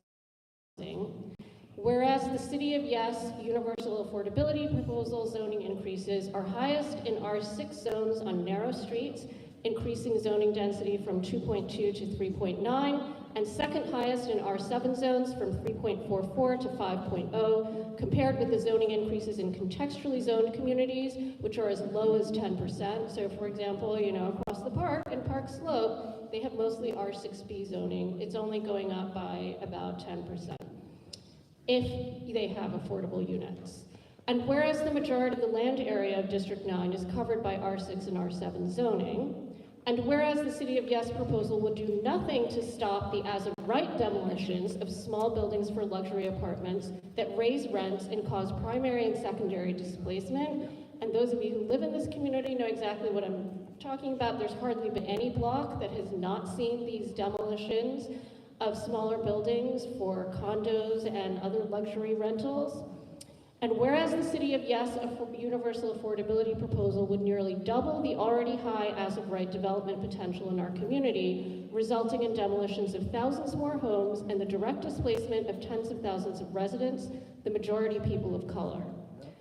And massive impacts on traffic, parking, sewers, sanitation, schools, and other infrastructure, for which no mitigation is promised.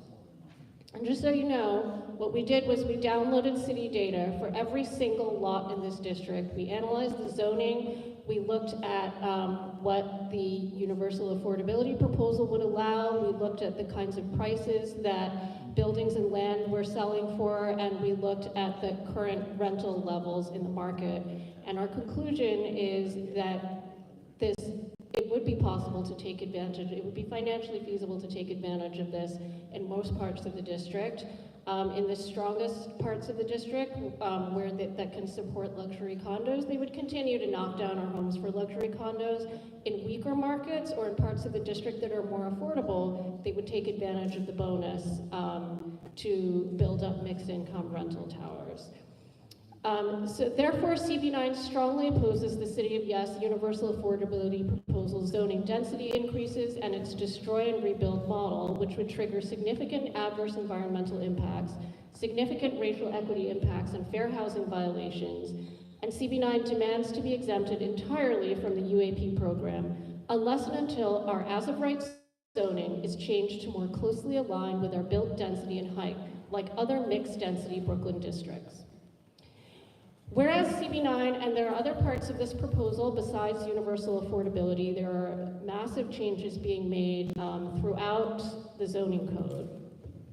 Whereas CB9 has a great need for housing for our families, therefore we absolutely oppose the removal of the dwelling unit factor, which would allow the creation of buildings with mostly studios and one-bedrooms. Whereas a substantial number of CB9 residents drive and need parking, and whereas the zoning code already allows reduced parking requirements for affordable units and buildings under 10 units, meaning the City of Yes proposal to eliminate parking mandates would only benefit larger market rate buildings, we are therefore opposed to the removal or reduction of parking mandates, but we can still consider parking waivers as per the current rules on a case-by-case basis, based on a detailed area and building parking needs analysis that demonstrates lack of need for additional off-street parking, as well as demonstrated financial hardships, supported by documentation of construction costs, in creating the mandated number of parking spots. While CB9, so there's other proposals that allow accessory dwelling units in backyards, basements, attics, or attached to the back of the houses. You know, we're not opposed to them where it makes sense on the lot, but most of us live in, you know, townhouses on relatively small lots. So this is going to create significant obstructions to light and air in the backyards at the sizes that's being proposed. So we understand that there are a few parts of the district where people already have these ADUs in the backyard, and we're not opposed to that. You know, as we said, we're support preserving existing housing. So our resolution says that while CB9 supports the grandfathering and legalization of existing ADUs, the majority of CD9 1 to 3 family homes are on lots too small to accommodate a separate 800 square foot 2-story dwelling without impacting both the owners and the neighbors' light and air. Therefore, CB9 would only support new ADUs on lots larger than 5,000 square feet, no taller than the typical 1-story garage, i.e. 15 feet tall, and no more than 400 square feet in total size. For the same reason, CB9 opposes the across-the-board reduction of backyards from 30 feet to 20 feet and side yards in the R1 to R5 districts from 8 feet to 5 feet. But we will still consider variances for hardship for individual homeowners. And for those of you who don't know, a variance is a way for an individual lot to come forward and ask for tweaks to the zoning code based on hardship. And that's generally not available to individuals unless there's some special characteristic of their lot, but there are zoning districts that have special exceptions for single-family homes because the code recognizes that single-family homes have kind of a tight envelope, and so there are certain community districts that right now in the zoning code allow single-family homes to get zoning variances, so that's something that we would support.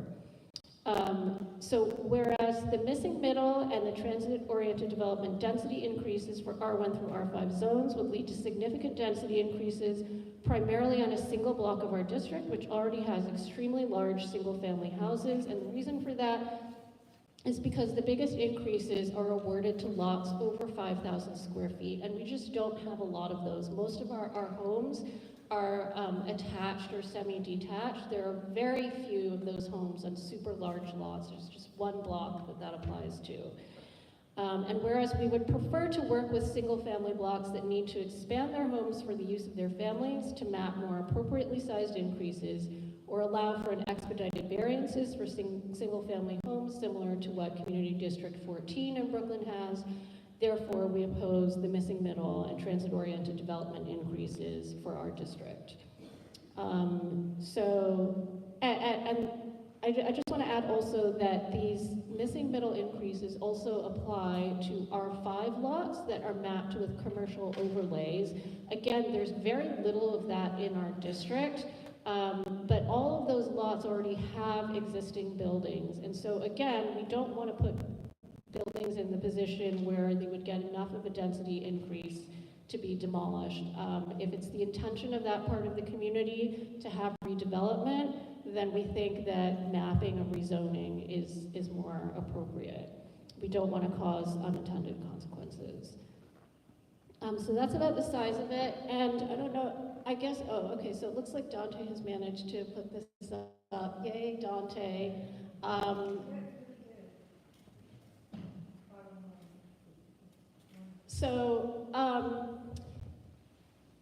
Do we need to have it, it's almost 8:30, so do we need to have any discussion on this resolution? We can have about like maybe 5 minutes of discussion, then I have to ask the committee to vote. Does anyone want the resolution? We have a few paper.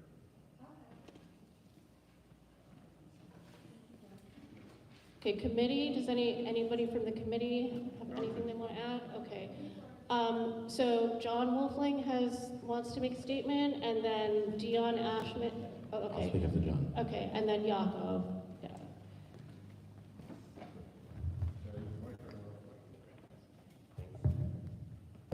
Thank you for allowing me the opportunity to speak tonight. Some of you may know I am a former Community Board 9 member. I'm also an architect, so I'm very familiar with the zoning resolution and what often restricts affordable housing. The City of Yes proposal, I think, is really, really important. But before I get to some of the particulars, I'd like to share with you something that I saw this past weekend. So I walked my dog in Prospect Park, and on Sunday morning I went in. And as I walked in, I saw a tent.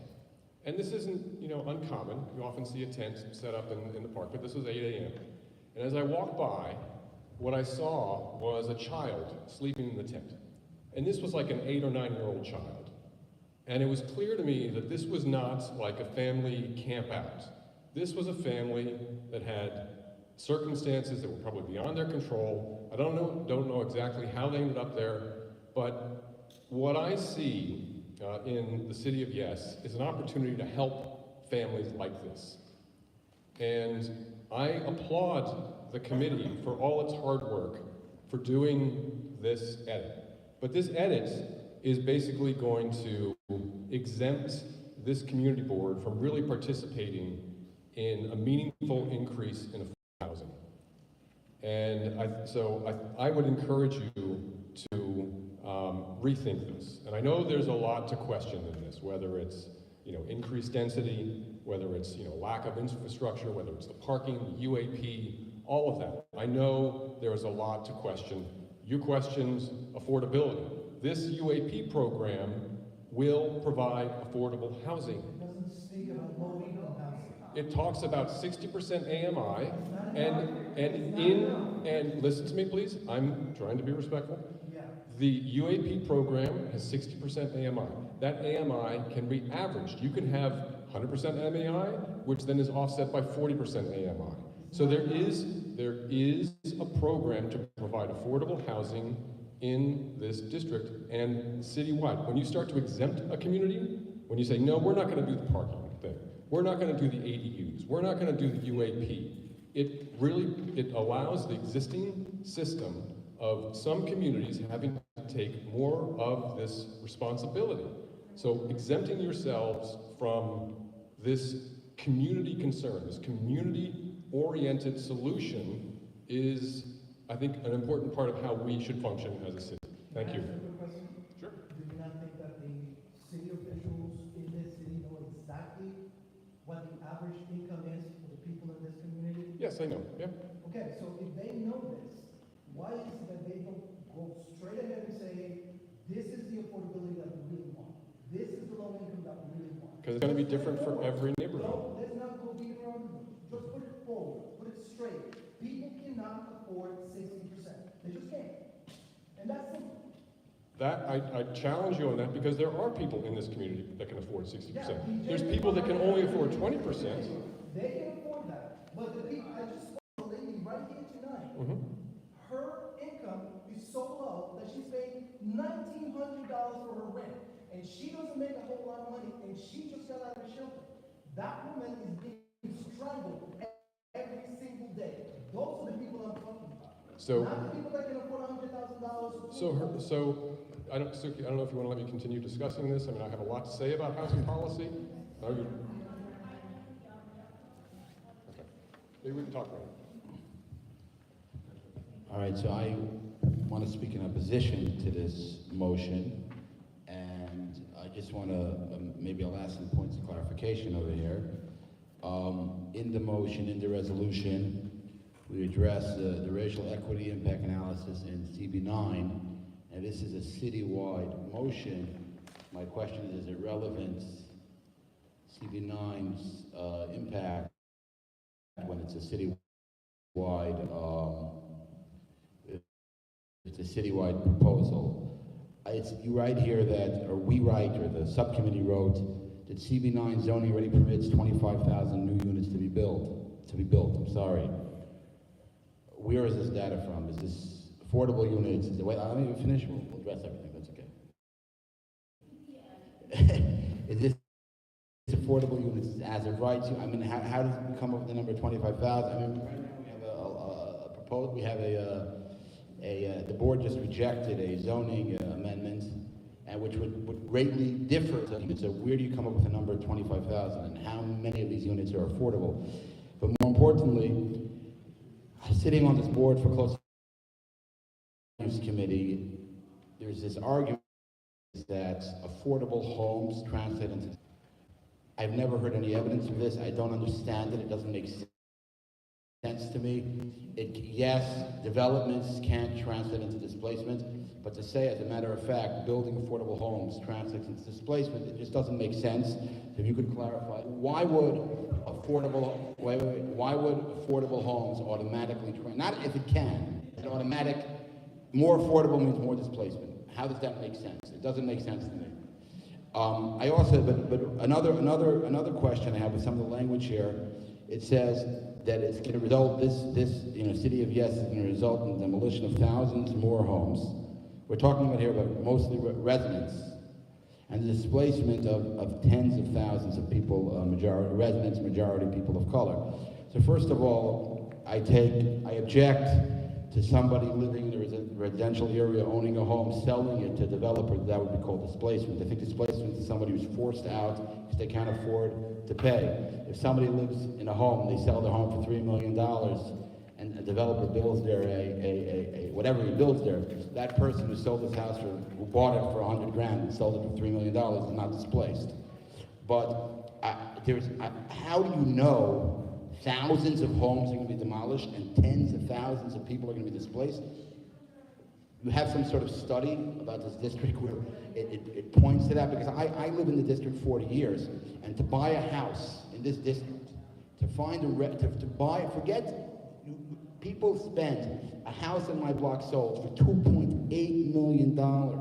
I don't own a house, by the way, it's my family home. But the houses are not worth 1.2. People are desperate for homes. Families are not just selling their homes to developers and moving. The amount of money a developer would have to spend to buy 4 lots, to build a apartment building, just insane. So I take again, to summarize, I take issue with proposing a resolution that says we're going to demolish thousands of homes and displace tens of thousands of people. There's absolutely no evidence that this is accurate or true. Thank you. So we're going to have committee discussions, time for additional members of the public to speak, we will. So I just want to very quickly say, I think Dante is trying to pull up the presentation that I gave at the last subcommittee meeting, which gave several examples of how the City of Yes UAP proposals could possibly lead to demolitions. And that includes very large apartment. Mr. Rosenberg brought up this example again and again, that these buildings can, as of right, double their size and double their density. They're already, some of them are even underbuilt to the R6A zoning. And so we know, because developers have told us this, in fact, that I think one of the EISs for the developer said that the usual metric is that when you can build much, when you're allowed to build 2 times as much as what's already built, that it becomes worthwhile for the developer to demolish and rebuild. Adding 2 stories on top of a 2-story house, or like on the corner next to the Community Board 9 offices. Somebody's putting 3 stories on top of a 2-story mixed-use building. But what they do first is they empty that building of the commercial tenants and the residential tenants. And we've already had proposals on Washington Avenue from the landlords to put 7 stories on top of an occupied 4-story building. Of course, that's very unsafe. The tenants were forced to go to court to defeat this proposal. And with City of Yes increasing the zoning density in this area by 75%, it is going to get much, much worse. The pressure on all of these tenants all along Washington Avenue is going to be tremendous. They will offer buyouts, they will harass, they will do what they have to do to clear these buildings. We are already seeing a building on Eastern Parkway, just over the line, where they're attempting to clear that building. They have filed an application to demolish it and rebuild, because demolition is a loophole to destabilize these rent-stabilized buildings. And that is where the affordable housing in this community is.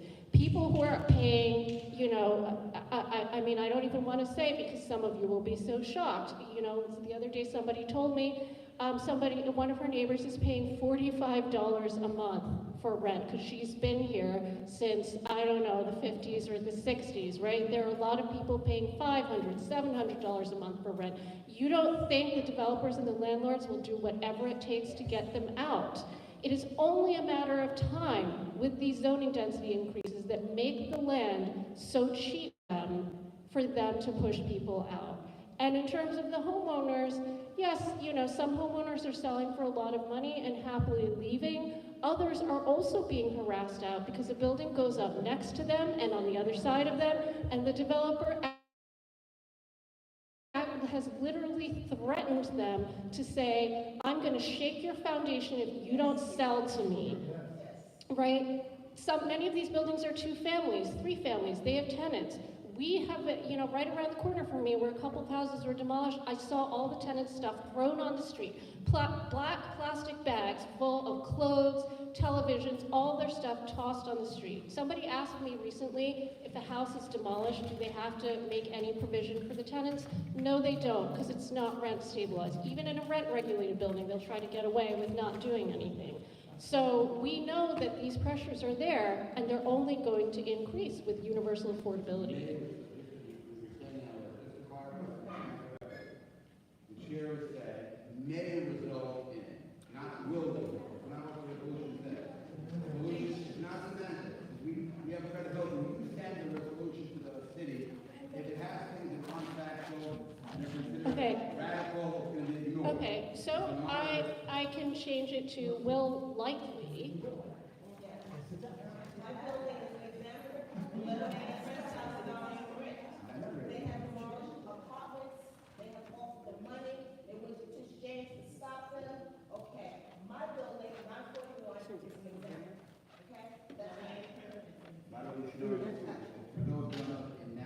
Okay, so just to show you guys, everything that is highlighted in purple is an R6 or an R7 zone. So that is how much of our community would be affected by this universal affordability program. The gray areas are low density districts, so those are a different set of proposals. And to make it clear, the economics of this program affects our district differently than it might in, say, a community that is much higher income and with much higher rents, like a Park Slope or a Manhattan, where the price of the land is simply too high for this to work, given a 20 or 30% zoning density increase. But in our district demolished, towers are already being built, and because the prices of the homes are lower, because of gentrification due to some of these new developments, the rents are creeping higher in every part of the district. The disconnect between those things is what's going to drive this type of demolition.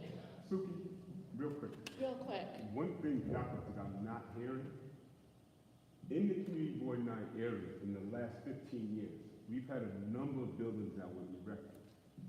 You talk about affordable housing, we know the question is affordable for whom, right? It's certainly not for the people who are already here. But the thing that's not being said is that not one of those buildings is more than 50% occupied. But yet you're talking about units that are there.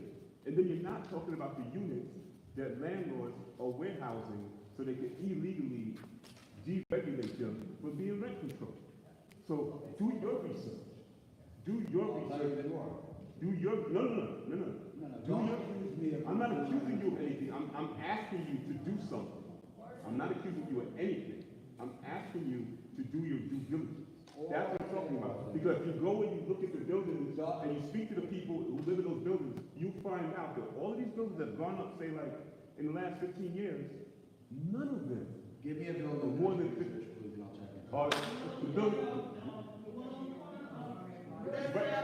I'll give you one right there first in the old associated. Go to the corner, go to the very first one that when start from the beginning. Start from the beginning, Yaka, and go right to the corner of Sullivan Place and Nostrand Avenue, across from the old associated. So this is what's already happening. Okay, this is what's already happening. This is what's already happening today, as of right, on President Street, not far from here, between Bedford and Washington. They're knocking down these small semi-detached homes to build up these condo buildings. And here's the analysis that we did, looking at what they could possibly do in terms, as you can see, the as of right, the price per buildable square foot is too high for developers. With UAP, because they would get over 8,500 square feet on this small lot, it brings down the price to $270 per buildable square foot. Looking at all of the construction costs, at the minimum rate of return that they would expect to have, where we're seeing the market rate housing, yes, they can and will do this, particularly if mostly smaller units are allowed. And this is an example that I think is borderline, because these houses are very expensive, but there are examples throughout the district. Here's Washington Avenue, as you can see. What's built is 28,500 square feet. What would be allowed under UAP is 80,000 square feet. That's crazy. Where do you think all of those additional air rights are going to go? Why would you want to take any chances with what's going to happen there? Okay, so this applies to NYCHA as well. We have NYCHA with big parking lots where they could potentially add a second tower. In East Flatbush on Midwood Street, you have these small houses. The prices are relatively low compared with the rest of the district. This is very doable. Okay, let's just see. Okay, so Lamont Court, this is a little bit closer to you, Jakob. Already, they're demolishing townhouses. As you can see on the right, that's a development site. They just knocked down a perfectly sound townhouse because it's in R7 zoning. As of right, that's an addition that somebody built on top of their house. With the 50% increase in density from UAP, that's not an addition, that's a demolition. Okay, so how much housing would UAP add? And again, we downloaded the data from the city databases, every single lot. We looked at every single lot. The current zoning is bad enough that we could add almost 25,000 units. With a UAP upzoning, it's 45,000 units. But you can see just from looking at these examples that if every house could be demolished for, 16, 20 units, that's how you're getting that much. Not to mention the as of right, again, I'm glad the developer talked about what was already happening on Franklin Avenue. On Crown Street, we have 596 over 500 units coming. There is a lot coming. There's a tremendous amount of housing coming to this community already. As I said, we have 2,500 units permitted, of which 800 are income restricted, many of them low income. Again, this is through the Vital Brooklyn projects that are taking place on the east end of the district, where the hospitals are. So, you know, I just want you all to be aware that we are doing a lot. There's a tremendous amount of housing coming. There is a good chunk of low-income housing coming. We want to continue to build more housing and more low-income housing, but we need to pick and choose our spots. And this proposal would take away the right for us to make those determinations for what's right for our community, for where we think density increases are appropriate. Yeah. Okay, so we need to vote. I make a motion that we vote to approve this resolution. Do I have a second? Okay, are we ready to take a vote?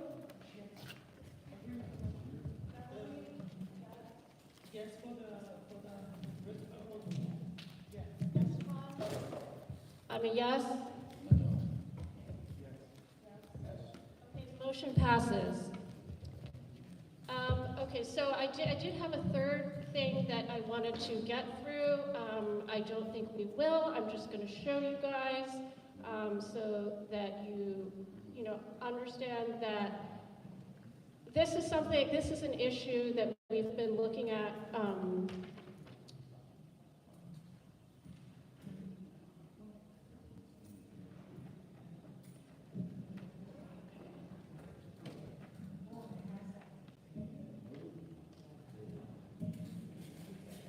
Okay, so this is an issue that we've been looking at for a very long time because, you know, things are already so bad. And we did say as a condition of what we wanted from City of Yes, that we wanted to have our zoning, you know, we said that we wanted to be exempted unless our zoning was changed to better match what was built already in order to help preserve what's here. Because that's what much of the rest of the city has. And, you know, as many of our committee members have said many times before, we're not all starting in the same place, and this is why. So what we're trying to do is to establish what that means. And so I'm just gonna briefly read the headlines here. These are all things that our committee members have said in committee that they think is appropriate. Height limits should be calibrated to the context of the community. So we have parts of our community that are single-family homes. We have parts that are 6-story apartment buildings. We have parts of the community that are towers in the park, right? And so context means different things in different parts of the community, and height should be calibrated accordingly.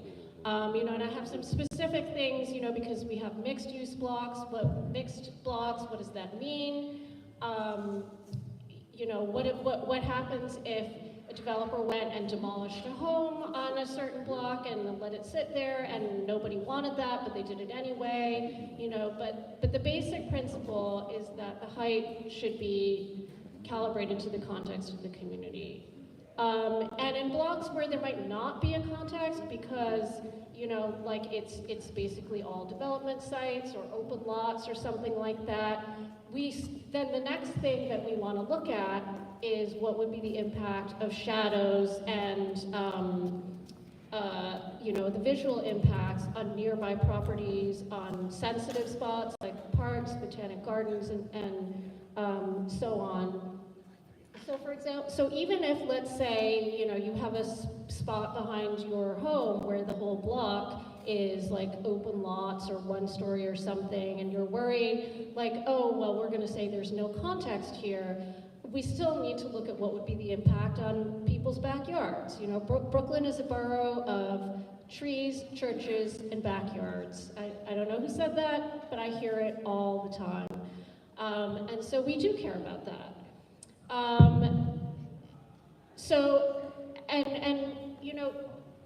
Even in these areas, given that the overall context of the district, the majority of buildings in the district are under 5 stories tall, given that overall context, we think that even if it's a full block site, so it's kind of creating its own context, that if it's taller than 90 feet, that might really be too tall, without some kind of exceptional circumstances. So what else? So we think that zoning in CD9 should encourage preservation and the productive use of existing housing and businesses and residential and commercial stability, rather than redevelopment, long-term warehousing of space, and high rates of population and business turnover. Because what we see frequently is people buying property and speculating on rezoning, speculating on the value of land going up, instead of doing, putting a business in there. I mean, we have all these empty lots on Empire Boulevard that have been empty for decades. They could have run profitable businesses that served the community. We lack a lot of the kinds of, large format retail that serve other communities. Same thing with smaller buildings and homes that have been emptied and demolished, that there's a fire, they kick out all the tenants, and it sits empty for 10 years or more. Don't tell me they're not speculating on trying to get rid of all the rent-stabilized tenants and redevelop that property. And we're not going to reward that, and we don't want to encourage that with our zoning. Light, air, and privacy, those are important things. There are other aspects of neighborhood character that are important. People have talked about lining up with the front of other buildings. There were some people who came to the committee to say that a developer was trying to build out, like 10 or 20 feet beyond the front wall line of the other homes. They all have really deep front yards. That's a characteristic of their block. They didn't like that. Open space, a lot of NYCHA and other Tower in the Park type buildings. Yes, they're tall, but it's offset by a large amount of open space. And that's something that is a part of that, neighborhood character and that block character that's worthy of preservation. Businesses, people love their small businesses. When we have zoning that encourages those buildings to be redeveloped and they end up being closed, that's something that people, really get upset about. So we think that's something that's comprehensive and equitable, really needs to address each block and each community individually. And that's part of the problem we have with City of Yes. It's one size fits all. It's not addressing our communities individually. All our communities are very, very different. And then also sufficient housing. I don't think I have time to really go through all of this, but I'd like to actually, do we feel like we can look at the first two paragraphs, the height limits and the demolition, and does the committee feel like we can vote for the first two paragraphs?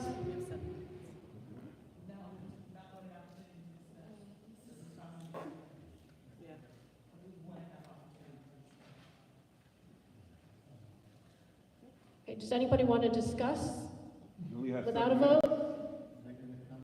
They're gonna kick you out at 9. You got 7 minutes. Yes. I just want to get on the record that I know there's folks here from the Botanical Garden that stayed for the rest of the session, and I just want to acknowledge that the developer did send their lawyer, and you guys brought your staff and your president and everyone else, so thank you for sticking it up for us. Anybody else, committee, public, have anything that they want to comment? Fred? Just one very quick comment, as is the last planning meeting here. I want to thank you and the committee and subcommittee for And for getting this right. You got this right. You're getting it right. Y'all got it right. Anybody else have any comments? Yeah. Everybody forgets about the community. And I think that is one of the most important things we need to take a look at when we're having these discussions, because you're right, one size doesn't fit all. We have to see really what works for Crown Heights, what works for this district. If it doesn't work, it doesn't really matter what, a lot of people don't have opinions, but it has to work for the community. What Hector is saying is so on point, because other districts are doing it. They're doing exactly. And when we do it, we're saying, all you guys are saying is no. Right.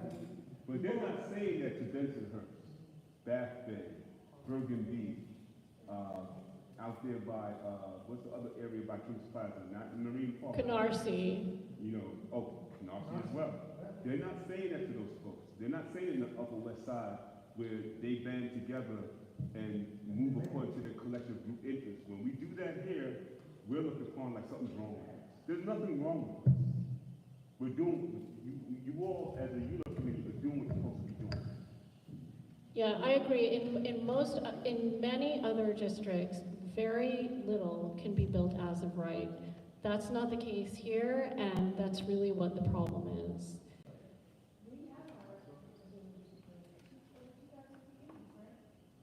But the reason, and in my opinion, strictly my opinion, I think what we're feeling right now, when we're looking at so many thousands of people remaining homeless, and we're feeling the level of development that we're looking at, is because the buildings that are being built isn't for the people who are homeless. No, it's not. That's why we're looking at it.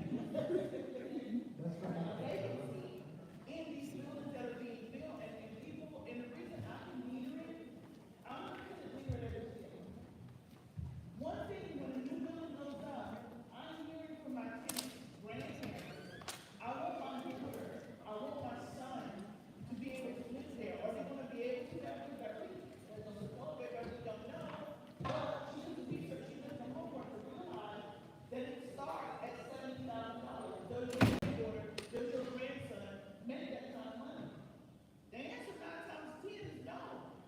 They can't afford, and then it's in the lottery. Let's not forget that part. Then we move into the lottery, and the lottery is as biased as it comes. So now you have market rate housing into the lottery, and the people who exist in the community, that's why you're looking at churches that are half empty now. You're looking at all these hairdressers and all these places that are going out of business, that cater to people who are African descent. They're going out of business because that community is no longer here. So when we talk about the numbers of gentrification, you don't have to look at the census, you just look around. Right. At the grocery store, at the school, you still have kids of African descent who are Title I kids. But because of gentrification, the income has changed. So now it's not a Title I school, it's a Title I kid. And still, go into this other school, if you ask the principal, he or she can tell you how much the school has changed and how they're struggling. All of that is not about it. Suki's done her homework. She's done the stats. But people don't understand it until they look. But it's not about And the only very that. same. It's not about only that, but we allow these developers to come into this particular community and not take into account what the community really is. Hospitals, schools, the infrastructure is non-decent, because quite frankly, the water pressure in the buildings is so low now. You can't get good water pressure on certain hours of the day. So all of those things that are important to people that live in this community is not being taken into account. The only thing that's important is to put that building up and start collecting. That's what's important. And a lot of people in this community don't understand, well, I don't see how people are going to push that. Well, you can't afford to live in this building, and your building is raising your rent, and most people in your building are paying $6,000 rent. You cannot survive in this building. Therefore, you gotta go out. That's how they're pushed out. Beverly, have you had anybody in Evansville say to you that they're getting the collateral damage of debris or some kind of dust coming in to their unit from the construction that's happening on Franklin Avenue? Right, it's not, well, they wouldn't call it collateral damage, but the heightened allergies, I know where you are. The dust, the sneezing, the burning eyes, all of that, I have 3 friends who live in 220 Montgomery. Yes. And they have told me that they're getting this like kind of reddish kind of dust that's settling like on their windowsills and like a little bit. Like, They had 4 demolitions within the building, and everybody in that building didn't realize that the demolishing the building, there were asbestos flying everywhere. So, guys, we have 2 minutes left, but I just want to close by saying, You know, there's absolutely no reason when we allow all of this development that developers are not going to maximize their profits by making them the highest, you know, rent that they possibly can. And there's nothing in the city of Yes that would require them to build any affordable housing. They're only going to do it when it's the most profitable option, and it's only going to be the most profitable option at those times and in those places where our existing housing is already more affordable. So that's really, you know, what we have going on, that there's no way that we can ever stop all of this as-of-right luxury housing going up without, you know, making sure that the existing buildings are preserved through zoning. Thank you. I just remembered. Suki, motion to adjourn, Suki. Adjourn. You were quick. Thank you all for coming.